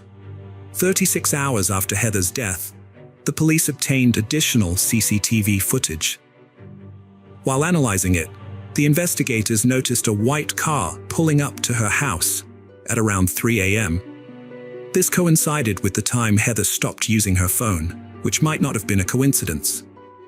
The officers also saw that the white car drove away about an hour later, around the time when Heather, Selena, and Wayne were likely already dead. Although the footage quality was poor and didn't allow the police to see the license plates, they were able to determine that the car was a Cadillac.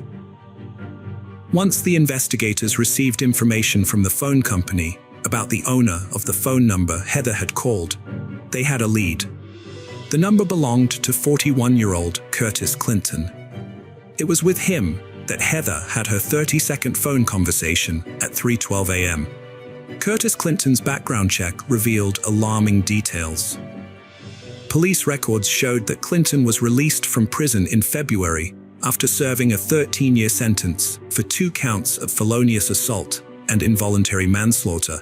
He had pleaded guilty to the 1997 murder of 18-year-old Misty Keckler from Fostoria, who was found strangled, naked, and bound in a bathtub. The similarity to Heather's case, combined with the fact that Clinton was released from prison just 6 months prior to Heather and her children's death, raised concerns among investigators. It seemed possible that Clinton had reverted to his previous violent behavior. Furthermore, Clinton owned a white Cadillac, which made him the prime suspect. The police urgently needed to locate him to prevent any further harm. If Clinton was indeed responsible for the murders, he had to be stopped before he could harm anyone else. The police went to Clinton's last known address, but he was not there. A few hours later, a patrol officer found a white Cadillac on a nearby street, but Clinton himself was still missing. A search of the vehicle revealed a receipt from a gas station on the night of the crime. The investigators headed to the gas station to review the CCTV footage. On the recordings, they identified Clinton and his distinctive white Cadillac. Despite already knowing that Heather and her children were deceased, Clinton was seen purchasing water and beer, displaying a calm demeanor. Fearing Clinton might flee, the investigators nonetheless soon received a tip that a patient named Curtis Clinton had been admitted to a local hospital. They swiftly arrived at the hospital and apprehended the suspect they were pursuing. Clinton was arrested and taken into custody, but he vehemently denied any involvement in the tragic deaths of Heather Jackson and her children. During questioning, Clinton revealed that he had been in a romantic relationship with Heather for 5 months, providing her with both financial and emotional support to cope with her numerous personal issues. Clinton claimed to have limited knowledge of Heather's children and stated that he last saw Heather on Tuesday, September 6th. He alleged that on that day, he gave her $328 and they engaged in an intimate encounter. The investigator told Clinton that phone records revealed a 3:12 a.m. call with Heather on September 8th. Clinton corrected himself, saying he had gotten his days wrong, and it was actually Friday night or early Saturday morning when he last saw Heather, not Thursday night. According to Clinton, he didn't stay at her house for long, dropping off the money and engaging in intimate contact before leaving. He explained, "I did my thing and left, but couldn't recall what time he got home." Clinton claimed that someone else must have gone to Heather's house after he left. He said that while he was with Heather, she mentioned that somebody had texted or called her, and she seemed irritated. When informed that he was the last person who had contact with Heather, Clinton denied. However, the examination indicated the opposite. The DNA on the bodies of all 3 victims belonged to Curtis Clinton. Therefore, he was arrested and placed in the county jail. Curtis Clinton was charged with multiple counts during the investigation. It also turned out that 6 days before the death of Heather and her children, Curtis Clinton attacked a 17-year-old girl whose identity was not disclosed by the police. He choked her and forced her to have intimate contact with him. When he let her go, she went to the hospital, and the police at the hospital doctors took DNA samples from her body, which also led to Curtis Clinton. Clinton moved for a change of venue, arguing that extensive media coverage had saturated the county at the time of the offenses, and was likely to resume once the trial started. The trial court denied the motion for a change of venue, stating that while the pre-trial publicity was extensive and adverse to the defendant, the publicity was not sufficiently prejudicial that readers and viewers could not realistically shut it from sight. The court rejected claims of presumed prejudice, stating that the defendant, Curtis Clinton, did not hesitate to take the lives of Heather, Selena, and Wayne, and that his DNA was found inside Selena's body before she died.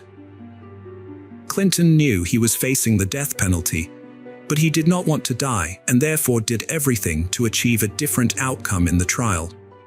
He even remembered what justice was when allowed to speak before being sentenced for the capital crimes. Clinton neither begged for his life nor apologized to the victim's family. Instead, he lashed out at the prosecutor, Kevin Baxter, and vowed he would win on appeal and have his case retried. He stated, "I don't respect the prosecutor, and as I said, I will be back again. I know there's a lot of people who are upset here, but I'm the one who's going through this." This statement triggered a disgusted response from some of the 70 people present at the hearing in November 2013. Curtis Clinton was given the death penalty for the murders of Heather Jackson and her 2 young children.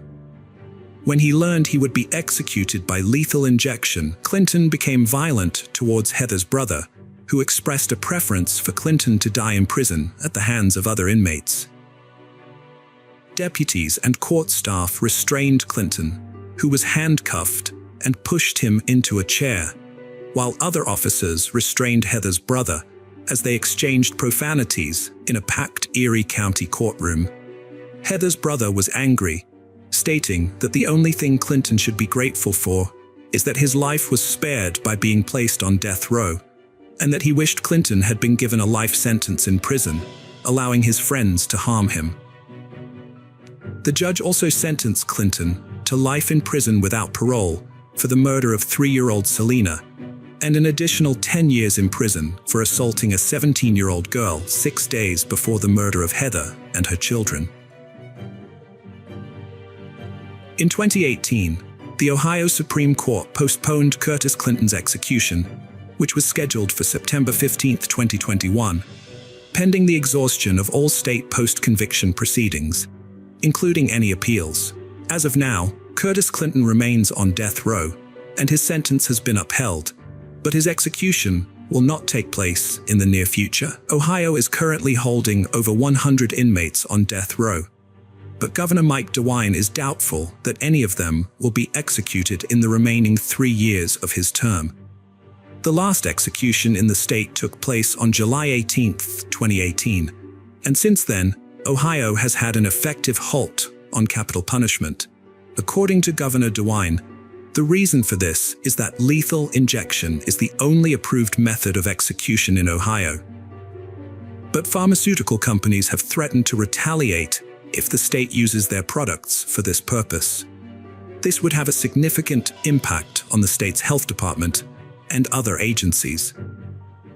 The governor has told the state legislature that the only way to resume executions is to change the law to permit alternative methods of execution. But so far, the legislature has not taken any action, and DeWine does not expect them to do so. Today we're going to take a look at another horrible case with you. The case of Jolene Cummings. The disappearance of 33-year-old Jolene Cummings shocked even seasoned detectives. Jolene, a mother of 3, lived in Fernandina Beach and was going through a divorce from her husband Jason.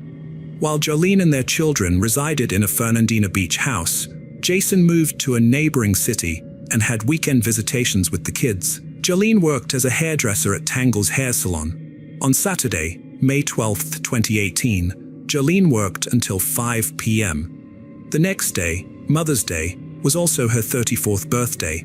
Her children had spent the previous days with their father. As agreed, Jolene was to meet Jason on Sunday in Hilliard at the Winn-Dixie supermarket parking lot to pick up the children. Jason brought the kids, but Jolene failed to appear. All attempts to reach her by phone were unsuccessful. Her mother, Ann Johnson, who wanted to wish Jolene a happy birthday, couldn't contact her either, as all calls went straight to voicemail. After trying to reach Jolene to no avail, Jason contacted Ann to inquire about the children. Upon learning that Jolene hadn't picked up the kids, Ann grew concerned, as this behavior was unusual for her daughter. When Ann couldn't get in touch with Jolene on Monday, May 14th, she filed a missing person report with the police. The authorities promptly launched an investigation, releasing a poster with Jolene's photo and issuing an all-points bulletin for her 2006 Ford Expedition. Ann Johnson made a public plea for help in finding her daughter, urging anyone with information to come forward. Jolene's disappearance was devastating for Ann, and she begged anyone with knowledge to report it. On the same day, police and volunteers searched the forest near Jolene's home, but their efforts were unsuccessful. The salon where Jolene worked was closed on Sunday and Monday. The police discovered that Jolene was last seen on Saturday, May 12th, when she left work. According to the salon's owner, Jolene and Jennifer, another hairdresser, were scheduled to work together that day. In a phone call, Jennifer told her boss that she and Jolene closed the salon at 5 p.m. and each drove away in their own cars. The police determined that Jolene last used her phone to make an outgoing call while still at work on May 12th. Nassau County Sheriff Bill Leeper appealed to anyone who was a customer of Tangle's salon or in the area on May 12th to contact the police.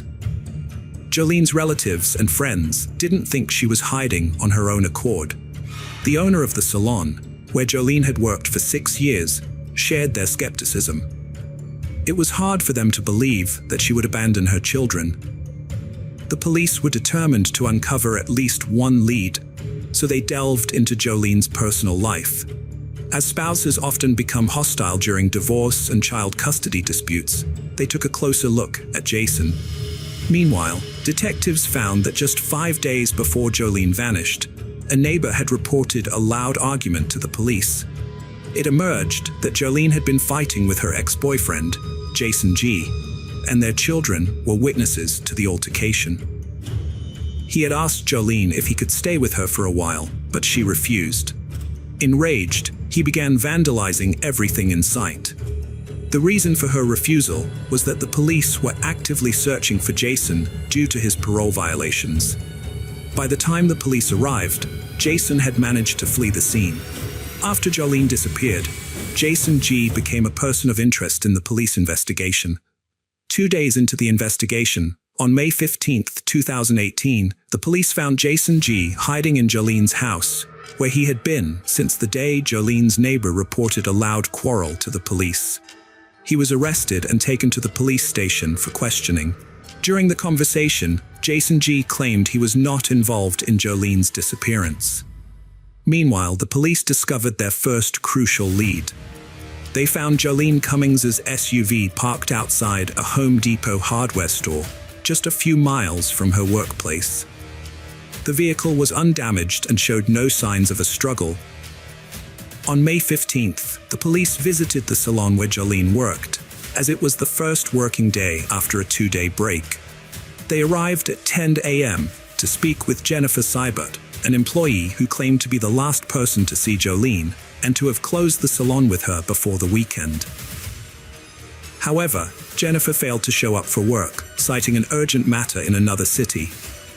CCTV footage provided crucial clues about Jolene's disappearance. The footage revealed Jolene's car entering the parking lot of a hardware store, where the police later found it. Notably, Jennifer Seibert had stated that she and Jolene closed the salon at 5 p.m. on May 12th. But the CCTV footage showed Jolene's car arriving at the hardware store at 1:17 a.m. on May 13th, a time gap of 8 hours and 17 minutes. Jennifer visited a gas station across the street from her location. Surveillance footage from the station reveals that she entered the premises, purchased a bottle of water, and requested an employee to call a taxi for her, which later took her to her workplace, a salon. The gas station employee reported to the police that Jennifer appeared agitated and had fresh facial abrasions. As a result, Jennifer Seibert became the primary suspect in the investigation, and the police launched a search for her. Upon verifying the address she provided when applying for her job, the detectives discovered it was fictitious. Jennifer attempted to evade capture, but her efforts were unsuccessful. On May 16th, patrol officers spotted a black Kia Soul belonging to Jennifer, parked in a recreation area between 2 trucks, approximately 50 meters from her salon. Upon approaching the vehicle, the officers found Jennifer asleep inside. They arrested her and initially charged her with stealing Jolene Cummings's car. When the police took her to the station, detectives noticed the abrasions on her hands and face and asked her to explain how she got them. She said she had been bitten by bed bugs. The police found out that she didn't have a permanent place to live, mostly sleeping in her car and using a shower at a fitness center. After her arrest, the investigators made a surprising discovery. Jennifer Seibert wasn't her real name. Her real name was Kimberly Kessler, born in 1968, and she had been reported missing in Pennsylvania in 2012.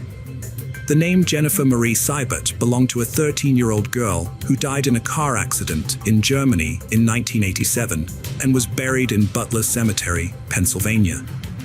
During a videotaped interview 48 hours later, Kimberly Kessler, seated on a couch and wearing an orange jumpsuit, calmly revealed her true identity. "When you run my fingerprints, they'll come up as Kimberly Lee Kessler. I'm 50 years old, and I've been on the run for over 25 years." The police investigation into the case revealed more about Kimberly Kessler's past. It emerged that she had begun using other people's names in 1996 while living in Pennsylvania. Since then, Kessler had used at least 18 aliases and lived in 33 cities across 14 states. Many of these names were similar, and she had taken at least half of them from gravestones and cemeteries, later obtaining fake documents to support these identities. One of the identities she used was Jennifer Seibert. In 2012, Connie Kessler, Kimberly's mother, contacted the police to report her daughter missing, despite not having heard from her since 2004. This delay in reporting her daughter's disappearance, 8 years after losing contact, suggests that the family relationships were strained. The Pennsylvania police investigated Kimberly Kessler's disappearance and determined that she was voluntarily missing, but the reasoning behind this conclusion is unclear. It is unknown whether a further investigation was conducted. Had the police found her, they likely would have discovered that she had assumed someone else's identity. Several questions remain unanswered. Why did Kessler flee, and why did she use multiple aliases? According to Connie Kessler, her daughter faced numerous challenges, including an abusive relationship with a man in 2004. Kimberly gave birth to a son, Evan, but when the relationship ended, the father took custody and prohibited Kimberly from seeing her child. The father later relocated to another state and falsely told Kimberly that their one-year-old son had passed away. Kimberly sought to uncover the truth and locate the grave of her son. Frustrated by the lack of answers, she began searching for Evan and investigating his fate. Connie Kessler theorizes that her daughter used aliases to conceal her identity, fearing Evan's father. According to Tim Edwards, Evan's father, the circumstances were different. He claims to have had a relationship with Melissa McKernan between 1997 and 1999, resulting in the birth of their son Evan. Melissa allegedly used fake names to keep her family, including her mother, from finding her. After the couple separated, Melissa retained custody of Evan, denying Tim visitation rights. In 1999, when Evan was around 15 months old, social services intervened, taking Evan away from Melissa, who then fled the city, disappearing from Tim's life. Tim never informed Kimberly that Evan had passed away since he lost contact with Melissa after she left, and never heard from her again. Later, when Jolene vanished, Evan was 20 years old and had never seen a picture of his biological mother, until FBI agents visited their home in 2018 to gather information about Kimberly Kessler's past. However, there are inconsistencies in these stories. According to Tim Edwards' birth certificate, Evan was born in 1998, but in her interview, Connie Kessler claimed Kimberly gave birth to Evan in 2004. This discrepancy suggests that Connie Kessler was not well informed about her daughter's life, and her statement about Tim hiding Evan from his mother may not be reliable. As a result, Connie's theory that her daughter used the identities of deceased individuals to find her son and avoid detection by his father is questionable. Moreover, Kimberly was unable to provide coherent reasons to the detectives about why she needed to use multiple names. Now, let's revisit the Jolene Cummings case. After uncovering the fact that Kimberly Kessler had been living under assumed identities, the police brought forgery charges against her. A storage unit rented by Kessler was searched, yielding several significant finds, including 4 wigs, a bag containing 2 severed hair tails, and 3 mobile phones. However, the most critical piece of evidence was the discovery of Jolene Cummings's DNA on Kessler's sock and shoe. Furthermore, during a search of Kessler's vehicle, the police found scissors with Jolene's DNA on them. Notably, the blue plastic containers found at the scene will prove to be important later on.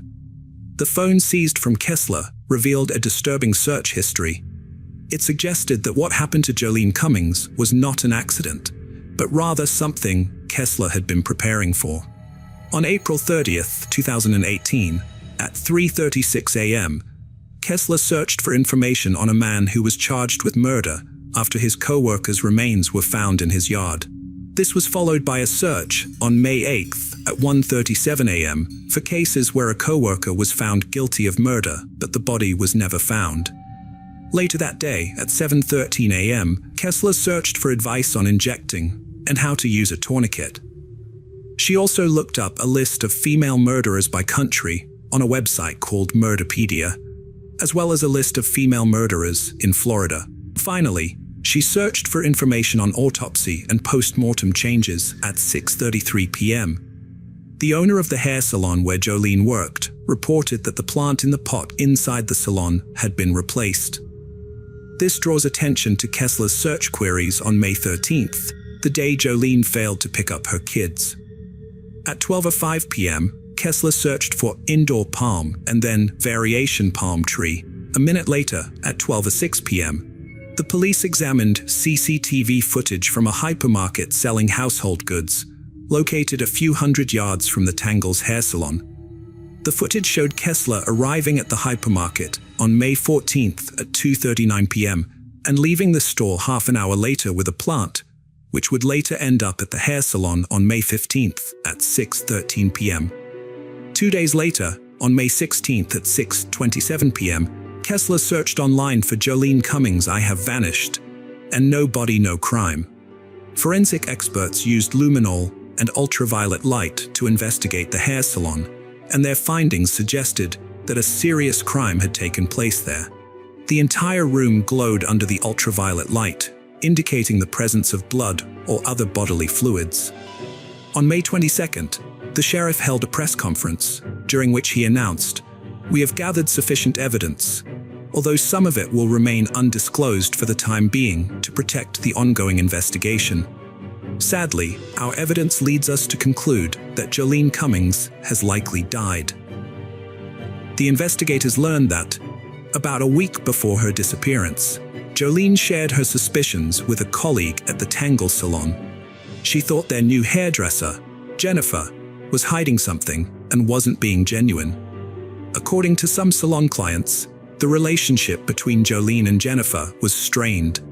One client even witnessed a heated argument between the two women on May 9th, just 3 days before Jolene vanished. The Tangle hair salon closed its doors on June 5th, 2018. Despite Kessler's attorneys managing to keep some evidence under wraps, the police released information sheds light on what happened to Jolene Cummings. However, a surveillance camera near the back of the building captured footage of the dumpster. Kessler was seen there at least 4 times. The recording shows Kessler doing something near the dumpster. Later, at 8:08 a.m., she returns to dispose of a white garbage bag. Based on how she lifts the bag, it appears to be quite heavy. 14 minutes later, she throws out another white bag. In the 4th recording, taken an hour before midnight, Kessler is seen lifting a waste container to empty its contents, suggesting that it holds something heavy. The Walmart camera footage provides insight into what Kessler threw away. The recording shows her purchasing items at the self-checkout, including garbage bags, cleaning agents, latex gloves, and notably, an electric knife. This discovery significantly impacted the police's subsequent actions. In July 2018, investigators discovered that a local waste management company had been dumping trash in a Georgia landfill. A team of nearly 200 people combed through the landfill for a week, yielding several crucial leads, although the sheriff refused to disclose them to protect the integrity of the investigation. Near the dumpster, where Kessler had discarded the white garbage bags, police recovered a piece of jewelry, women's shoes, and a blue plastic container. Notably, the container was identical to one found in Kessler's storage unit, and it tested positive for Jolene Cummings' DNA. While Jolene's body remained unfound, the accumulated evidence was sufficient to warrant Kessler's arrest for her murder.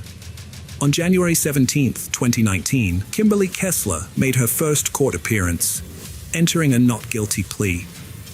However, the trial was delayed for several years due to the judge's concerns about Kessler's mental stability. During this time, Kessler engaged in a hunger strike, which left her weighing under 88 pounds. Her court appearances were often marked by outbursts of anger. Before the 2021 court session, Kessler underwent compulsory treatment, which ultimately deemed her fit to stand trial.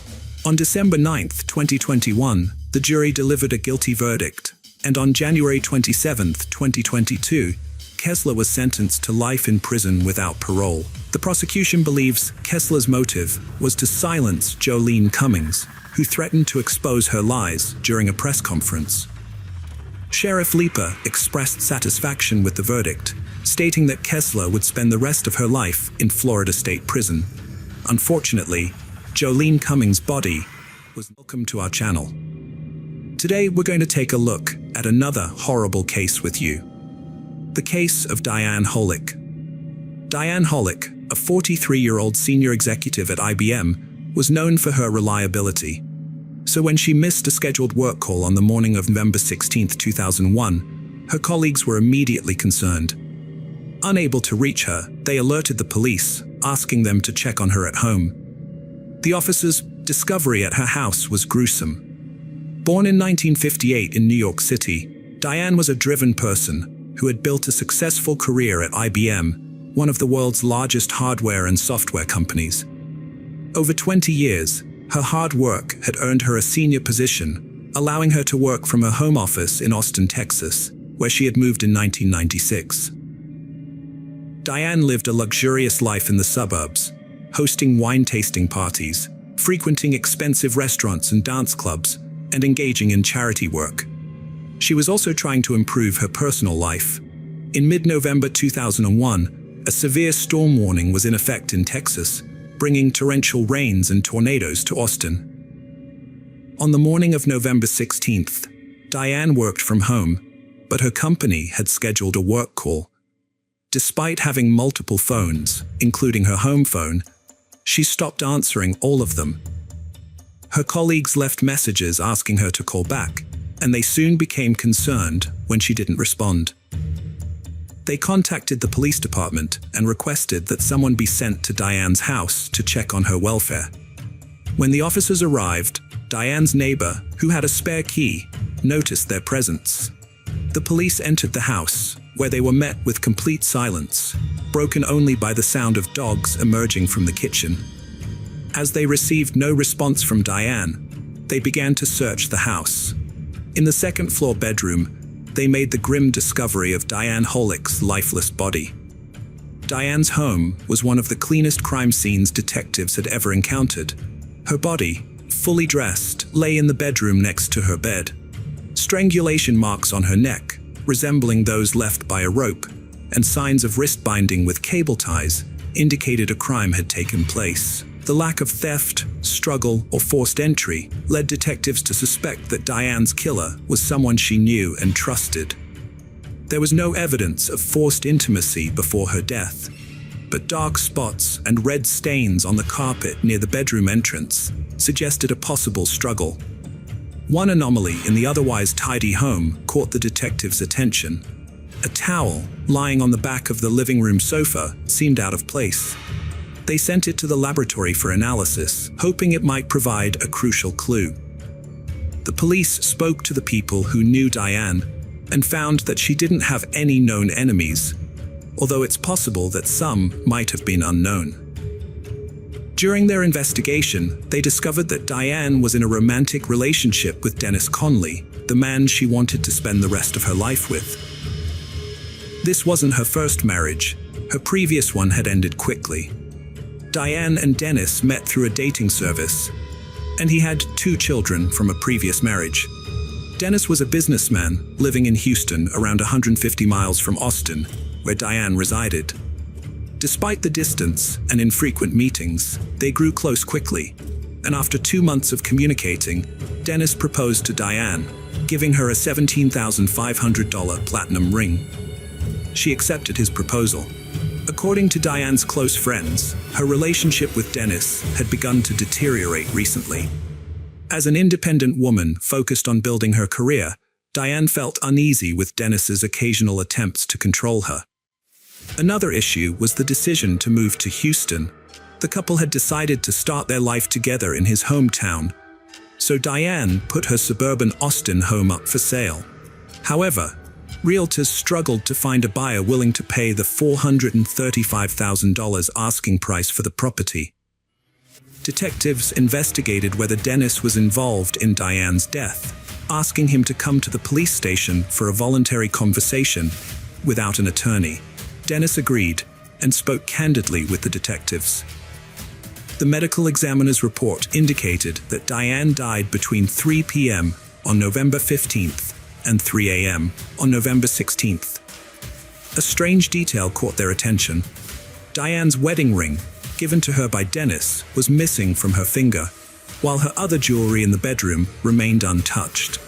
This led to the theory that the killer had a personal motive or deliberately removed the ring to mislead the investigation. Dennis presented himself as a grieving person. The detectives asked him about his relationship with Diane and his whereabouts on the day of her death and the day her body was found. According to Dennis, he was in Houston at the time, claiming he last spoke with Diane on the morning of November 15th. He spent the entire day at work, without contacting her again the following morning. When he couldn't reach her, he left a voicemail, unaware of her death. Dennis acknowledged that their relationship was troubled, revealing recent arguments before concluding the conversation. The police collected his fingerprints and a DNA sample, but it was possible he could have traveled to Austin, interacted with Diane, and returned to Houston by the next morning. However, after verifying his alibi, the detectives determined he had not left the city, so they had to pursue another suspect. Before leaving the police station, Dennis provided a crucial lead that changed the direction of the investigation, pointing out that Rye, one of Diane's co-workers, had shown an unusual interest in her. The detectives looked into this and found that Rye frequently visited Diane's home and sometimes walked her dogs, but he had a solid alibi, ruling him out as a suspect. When speaking with Diane's colleagues, the authorities discovered that a mysterious individual had inspected her house a few days before her death. He claimed he would make a cash offer if he liked the property, and planned to return with his wife in a few days to make a joint decision on the purchase. As this was one of the few leads the police had, they concentrated all their efforts on finding this unknown buyer, hoping someone might have seen him when he visited Diane's house. The detectives decided to investigate the owners of properties for sale in the area where Diane lived, suspecting that the mysterious buyer might have viewed more than just the victim's house. They conducted interviews with the owners and discovered that 7 women had experienced a similar incident. A 35 to 45-year-old man with a prominent nose and dark hair, styled back, had visited their homes on the day of Diane's death, without a real estate agent present. While 6 women had refused him entry, 1 woman had allowed him inside. According to her, the man's behavior became strange after entering the house. He didn't show any interest in the rooms or doors, and only asked her to show him the second-floor bedroom. She sensed something was off and asked him to leave. Notably, he had introduced himself as Walter Miller when requesting permission to view the property. The police searched their databases for the name Walter Miller in Austin, but found 2 individuals with that name, neither of whom matched the age or physical description of the suspect. As detectives probed the motive behind the crime, they wondered why the thief had only taken the wedding ring, and whether they might have stolen other jewelry or cash, given the victim's wealth and history of living alone, which made it impossible to determine the extent of her jewelry collection. They also questioned the significance of the perpetrator removing the cable ties that bound Diane's hands and taking them with him. Did he know her personally? The autopsy revealed no signs of sexual assault prior to Diane's death, and her body was found fully clothed. Despite this, the detectives returned to her home to search for any traces of semen, assuming the perpetrator might have left behind some evidence. However, their search yielded nothing. A composite sketch of a potential suspect was broadcast on evening news programs, urging anyone with information about a similar individual to come forward. One of the few leads available to investigators was a few strands of hair found on a towel at Diane's residence. Although the hair lacked roots, preventing a complete DNA analysis, detectives remained hopeful that a partial DNA profile could still yield results. A woman contacted the police after seeing the composite sketch, which she believed resembled a suspect in the Diane Hollick case. During her interview with detectives, she recounted how she and her husband had listed their house for sale 6 months prior. A man had arrived, claiming he wanted to purchase the property with cash, but needed to view it first. Since no real estate agent was present, she refused to let the stranger inside. 2 months later, the same man reappeared on her doorstep, introducing himself as Jim Taylor. with her husband away at work and only her young daughter present. The man again asked to enter the house. When she denied his request, he became agitated, shouting and insisting that he be allowed inside. The woman threatened to call the police, prompting the would-be buyer to leave. Still shaken, she wrote down the man's name and the license plate number of his minivan, which had been parked in her driveway. When she saw the suspect's portrait on the news, she immediately recognized him as the same person who had come to her house a while back. This new information led the police to obtain the license plate number, which they then used to identify the vehicle's owner through their database. However, the owner's name was not Jim Taylor, as they had initially suspected, but rather Patrick Anthony Russo. At first, it seemed unlikely that Russo was involved in Diane's death. He appeared to be a family man, living 40 minutes from Austin with his wife and 2 children, and even played in a local church music band. But as the police dug deeper into his past, they discovered a more sinister history. Russo was an ex-convict who had served time for a series of attacks on women. One of these attacks had even escalated to abduction, where he had tied his victim up with cable ties and attempted to strangle her, stopping only at the last moment. For this crime, he had been sentenced to 20 years in prison. While serving his sentence, Anthony Russo met his future wife Janet, a volunteer at the prison's church program. Despite his lengthy criminal record, Russo was granted parole after serving 8 years of his 20-year sentence. The police was skeptical about the coincidence, so they obtained a search warrant for Anthony Russo's residence. When the police arrived, Anthony answered the door, but they found no incriminating evidence inside his house, including Diane's ring or any other personal belongings. A subsequent search of his minivan also yielded nothing. However, the neighbors reported seeing a similar vehicle parked outside Diane's house on the day of her murder. Significantly, the police discovered several cable ties in the utility room that matched the ones that left marks on Diane's wrists. Although we might consider the tie as evidence, it's still indirect because anyone can purchase it at a hardware store. The investigator informed Anthony that his name had come up during an investigation and asked him to come to the station for a more in-depth conversation. At the station, the investigators asked Russo about his whereabouts on November 15th and 16th. Russo explained that on Thursday, the 15th, he traveled to Austin to visit a religious radio station but was unable to enter because no one answered the door. Coincidentally, this radio station is located near Diane Hall's house. According to Russo, he headed home around 4 p.m. but got slightly lost due to a hurricane, which delayed his arrival until around 6 p.m. When the police questioned Russo about his intentions to purchase a house, he claimed he had never browsed any properties for sale. This response proved to be pivotal, as it would later have significant repercussions. Upon being shown a photograph of Diane, Russo remained expressionless and denied ever having met her. Although the police were unable to find any evidence linking Russo to the crime, they were forced to release him. However, the following day, detectives visited the radio station Russo had mentioned and uncovered evidence that his previous statement about the closed doors was a fabrication. The employees at the station revealed that they had not closed the doors, as a large crowd had gathered in the lobby due to an approaching tornado. Meanwhile, a second woman approached the police after encountering a man who resembled the suspect's sketch while trying to sell her house. When the stranger came to her door with a pamphlet featuring local house listings, including her own, she let him in to view the property under the pretense that he would make a cash offer. However, when she showed him a bedroom, he attempted to attack her, but retreated hastily upon hearing her child cry in the adjacent room. The quick-thinking woman retained the pamphlet, which held a crucial fingerprint that the police later matched to Anthony Russo.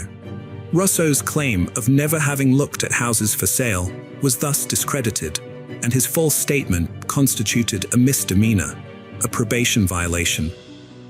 Russo's arrest was prompted by his failure to meet parole conditions. Fearing he might flee while they gathered evidence linking him to Diane's death, authorities deemed it necessary to detain him. The police tracked down 15 women who had shown Russo around their homes. All of these women were later brought in to identify the suspect.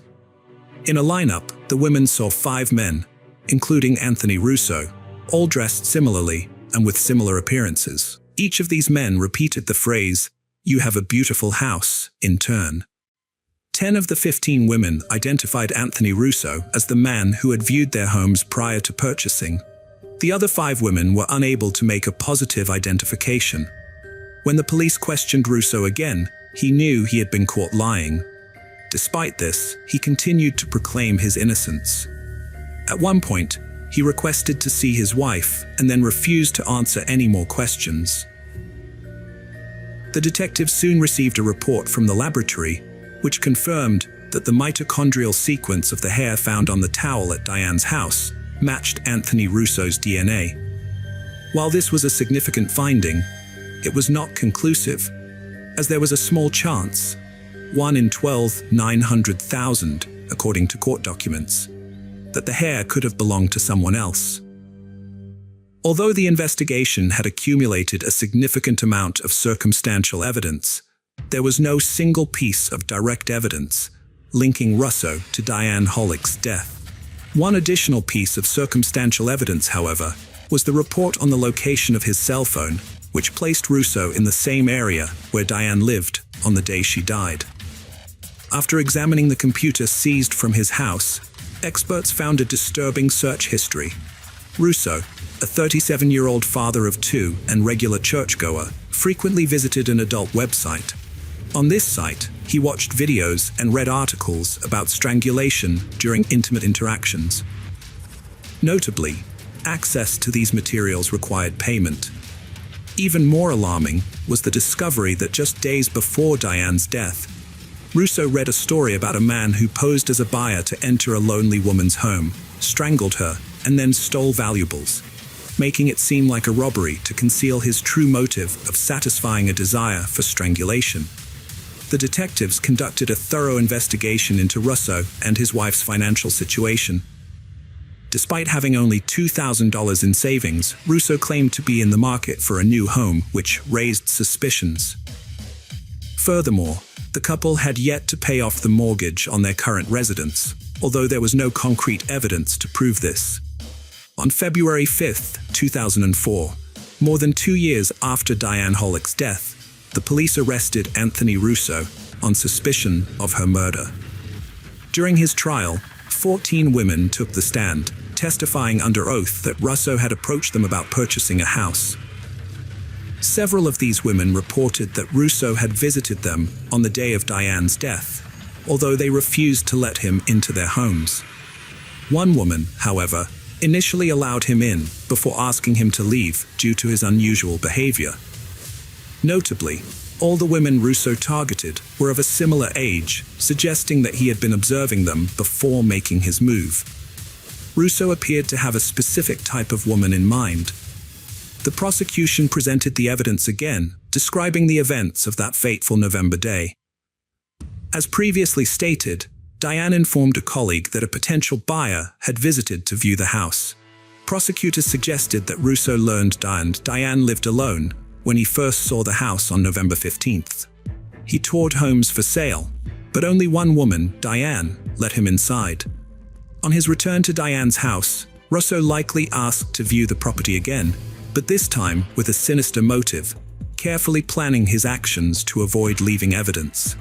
On the rainy day, Diane unexpectedly offered him a towel to dry his hands and face, which he carelessly discarded on the back of the sofa.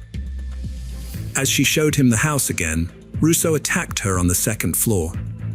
Prosecutors believed Russo derived pleasure from strangling, ultimately causing Diane's death during their second encounter.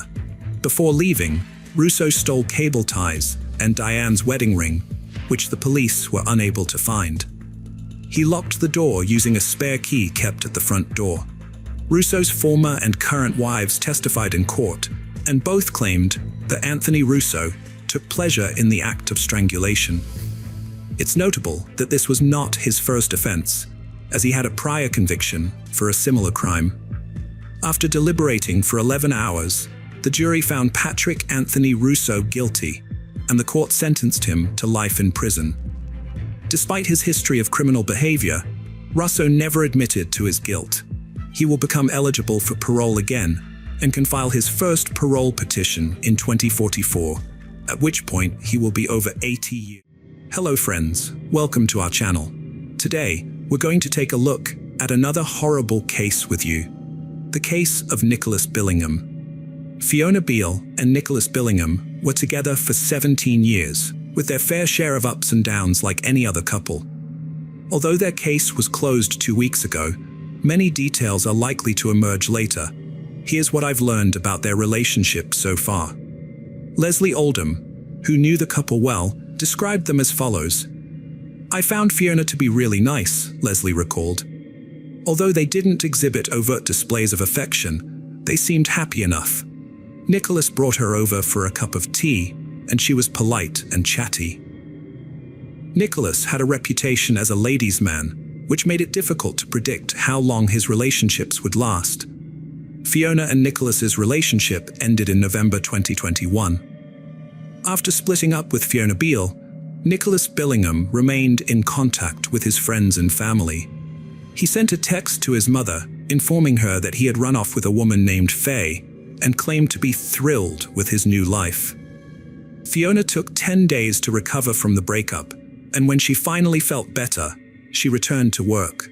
Her colleagues, who had heard about the split, offered her many words of encouragement upon her return. However, the breakup with Nicholas had a lasting impact on her, and it was noticeable to many. By the end of February 2022, nearly 4 months after the breakup, Fiona's mental health began to decline. She found it difficult to continue living in a house that held so many memories of Nicholas, so she made the decision to move to Cumbria, a location roughly 200 miles from Northampton. Fiona started planning her next moves after her husband went to bed. She couldn't sleep in the same bed as him due to her loud breathing, restlessness, or snoring. In another notebook entry, she mentioned that Nicholas had been mean and cruel to her for 17 years, but it was his vile behavior at Halloween that made her decide she couldn't let him get away with it anymore. Nicholas Billingham disappeared on November 1st, 2021, and from that moment, he kept in touch with his family and friends, only through text messages. The day after the police officers read Fiona Beale's notebook, they visited the house on Moore Street, where she lived with Nicholas. Upon examination, they found nothing suspicious. However, when they returned the following day, they discovered some telling signs, including a blood-stained mattress in the cellar. On March 19th, the police went back to Moore Street and uncovered more evidence. With the help of forensic officers, specialist search teams, and a cadaver dog, they found a buried body in the rear garden. The remains of Billingham were discovered wrapped in carpet, buried beneath a layer of bark chippings, soil, wooden sheeting, concrete building blocks, bricks, and planks. Additionally, plastic bags, rubble, mortar, polystyrene, laminate flooring, and sections of fabric and vinyl were found in a constructed hideaway covering the body. A sleep mask covered the victim's eyes, with the phrase, "This is my morning after face," printed on the inside. The police spokesman described the body as being wrapped in cables, hose pipes, and plastic bags, surrounded by building debris, saying it showed a complete lack of dignity in death and utter contempt. A post-mortem examination took place the day after the body was found. The results revealed that the victim died from a single stab wound to the right side of the neck, which severed the right jugular vein and cut through the esophagus and trachea. This would have required moderate force, although it is possible that more severe force was used. On March 22, 2022, police arrested Fiona Beale and charged her with the murder of Nicholas Billingham. Nicholas's family was devastated by his death and shocked to discover that Fiona had used his phone to send texts to them and his friends. Nicholas's mother, Yvonne Valentine, shared a message with journalists. In a statement, Nicholas's family expressed their grief, saying they lost Nicholas too soon and that he will always be in their hearts. They have been overwhelmed with kind support and comforting words from many people and are aware that Nicholas will be deeply missed by his friends, family, and loved ones. Nicholas's family is heartbroken, remembering him as a lovely boy who grew into a proud young man, leaving them with cherished memories. Fiona Beale's colleagues and the parents of her students were stunned to discover that the respected teacher had a hidden, darker side. The school administration, where Fiona worked, released a statement expressing shock and sadness upon learning that one of their teaching staff members was charged with a serious offense and is now in custody. They are particularly concerned about the impact this news will have on the students and are committed to supporting both pupils and staff during this difficult time. This tragedy will have a profound effect on the school community, and it's during such times that they must come together, support each other, and show kindness to one another. When the police investigated, they discovered that Nicholas had died on November 1st, 2021. In the days that followed, Fiona attempted to cover her tracks. She had meticulously planned her actions. Fiona was aware that if she claimed to have contracted the virus, she would have a 10-day window during which she would be left alone. It is suspected that she falsified test results to complete an online form. There is no evidence to suggest that Fiona ever took the test. Her activities during those 10 days were inconsistent with the debilitating symptoms she claimed to be experiencing. Following the murder, Fiona began cleaning up as early as 10:07 a.m. on November 2nd. Using her dead partner's Amazon account and then her own, she purchased multiple cleaning products, including items for Venetian blinds, a new mop and bucket, heavy-duty bin bags, a new mattress, bedding, clothing, wall art, and mirrors. On the same day, she modified a Tesco order containing cleaning products to add 3 rolls of duct tape. At 2:19 p.m., she bought heavy-duty long gardening gloves, a stainless steel digging spade, and a galvanized incinerator bin. Additionally, she made multiple purchases to dispose of the body and acquired items for her own comfort and indulgence, such as chocolates, scented candles, toiletries, soft furnishings, and clothing. Nearly 2 weeks after killing Nicholas, Fiona went on a shopping trip. On November 13th, supermarket security cameras recorded her buying various items, including building materials, which she later used to construct a grave. The police later released this CCTV footage. As previously mentioned, Fiona pretended to be Nicholas by sending texts to his family and friends for several months. She even invited Nicholas's mother to visit her. Miss Valentine recounted how Fiona invited her to her home for a Christmas drink on December 23, 2021, while Nicholas's body lay buried in the backyard. Fiona went about her daily routine, showing no signs of depression or trauma. In fact, the evidence suggested the opposite. After murdering her unwanted partner, who she suspected was having an affair, she was embracing what she referred to in a deleted file as a new life. During the trial, Fiona Beale initially pleaded not guilty, but later confessed to taking Nicholas's life, claiming it was an involuntary act. However, the prosecutor disagreed. He presented evidence that Nicholas Billingham had been unfaithful to Fiona with multiple women during their 17-year relationship. Although Nicholas had left Fiona on several occasions, he always returned to her, and she took him back. One of his infidelities resulted in a child being born. Instead of leaving him, Fiona meticulously planned his murder, deciding when and how to kill him, where to hide his body, and how to cover her tracks. She even prepared an alibi for her absence from work on the day of the murder.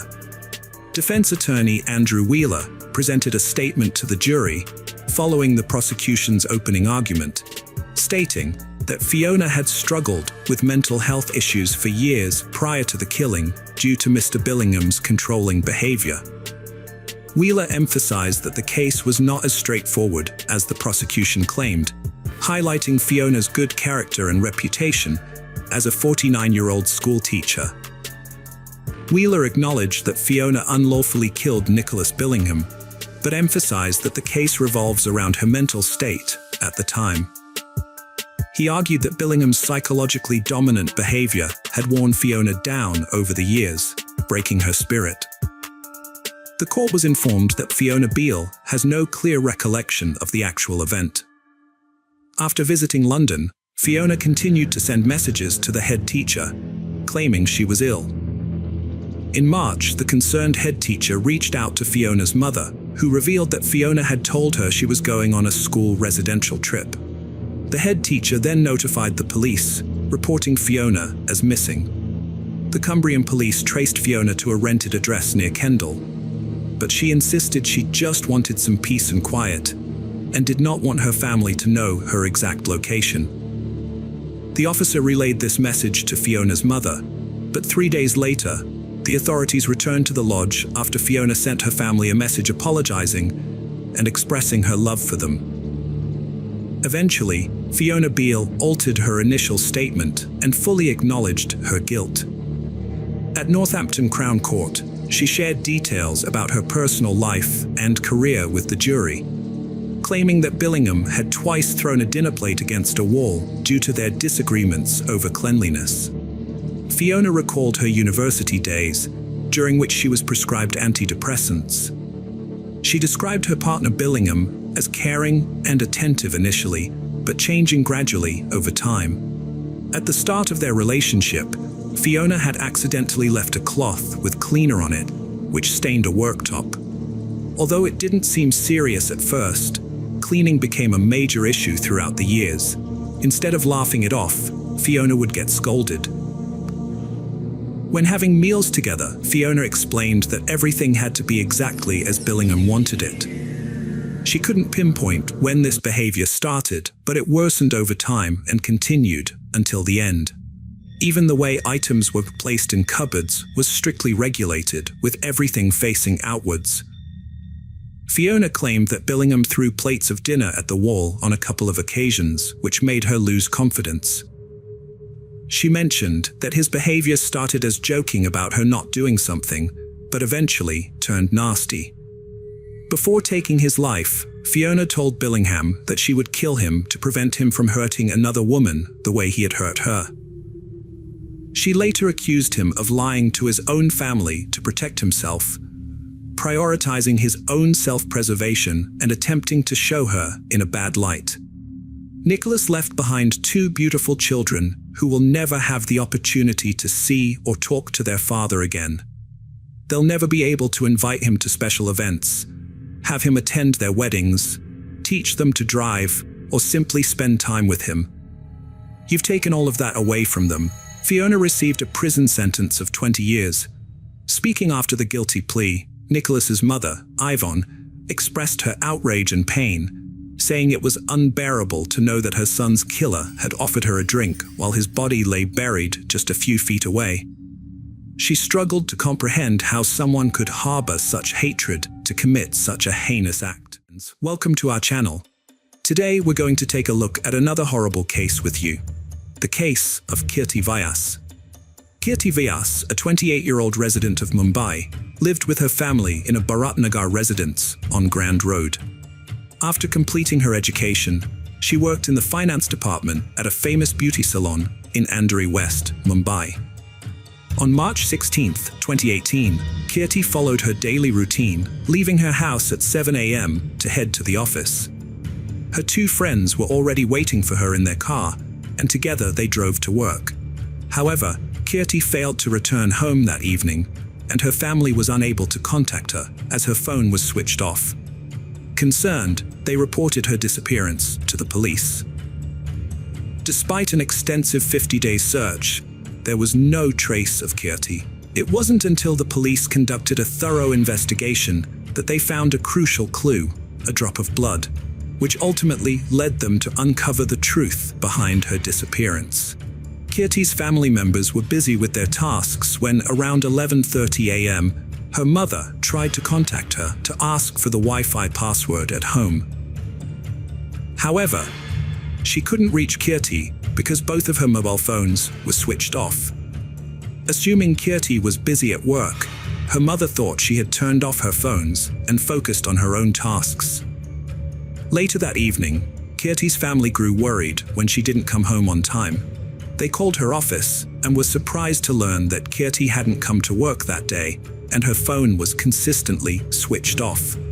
Distressed, they contacted Kirti's close friends, who said they had last spoken to her the previous night. The family then began searching for Kirti in the vicinity, but despite their efforts, her whereabouts remained unknown. The entire night passes, but Kirti fails to return home. The following day, overcome with exhaustion and defeat, Kirti's family files a report of her disappearance at the DB Road police station. After registering the case, the police investigation team visits Kirti's office to gather information about her. They also question her friends. During the interrogation, two of Kirti's friends, Tamna and Kushi Sahajwani, informed the police that they dropped Kirti at Grand Road Station on the day she went missing, as per her request, while they were driving her to the office. To verify their statements, the police examined the CCTV footage outside Kirti's house. The footage clearly shows Kirti leaving her house around 9 a.m. on the morning of March 16, 2018. Tamna and Kushi Sahani were already waiting with their car, and Kirti gets in. They then drive away. Since this was the last time Kirti was seen with her friends, the police asked Tamna and Kushi Sahani to join the investigation team and provide any information they have about Kirti, no matter how small, and details about the events of March 16, 2018. The 28-year-old finance manager, Kirti, has disappeared, and the Mumbai police have yet to uncover any clues about her whereabouts. She was last spotted outside her building, getting into an SUV owned by her colleague. According to her colleague, he dropped her off at Lamington Road. As Kirti was last seen with Siddesh and Kushi, the police initially suspected their involvement in her disappearance. Both have been cooperative with the authorities, assisting in the investigation. Despite days of scrutiny, the police have found no evidence to implicate them. In fact, Siddesh and Kushi have even launched social media campaigns on Facebook and Twitter to help locate Kirti. As a result, the police have cleared them of any suspicion. However, the police are still faced with a daunting task of finding Kirti, whose disappearance remains a mystery.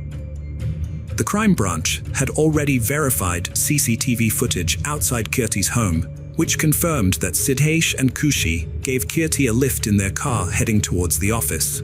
However, they claimed to have dropped Kirti near Grand Road Station, but the CCTV footage around that area had not been checked earlier. The crime branch then immediately began scrutinizing the CCTV footage around the station. Additionally, they investigated the CCTV footage from Siddesh Tamana and Kushi Sahajwani's car. A surprising revelation emerged. Neither Kushi, Siddesh, nor Kirti appeared in any CCTV footage around or at the station.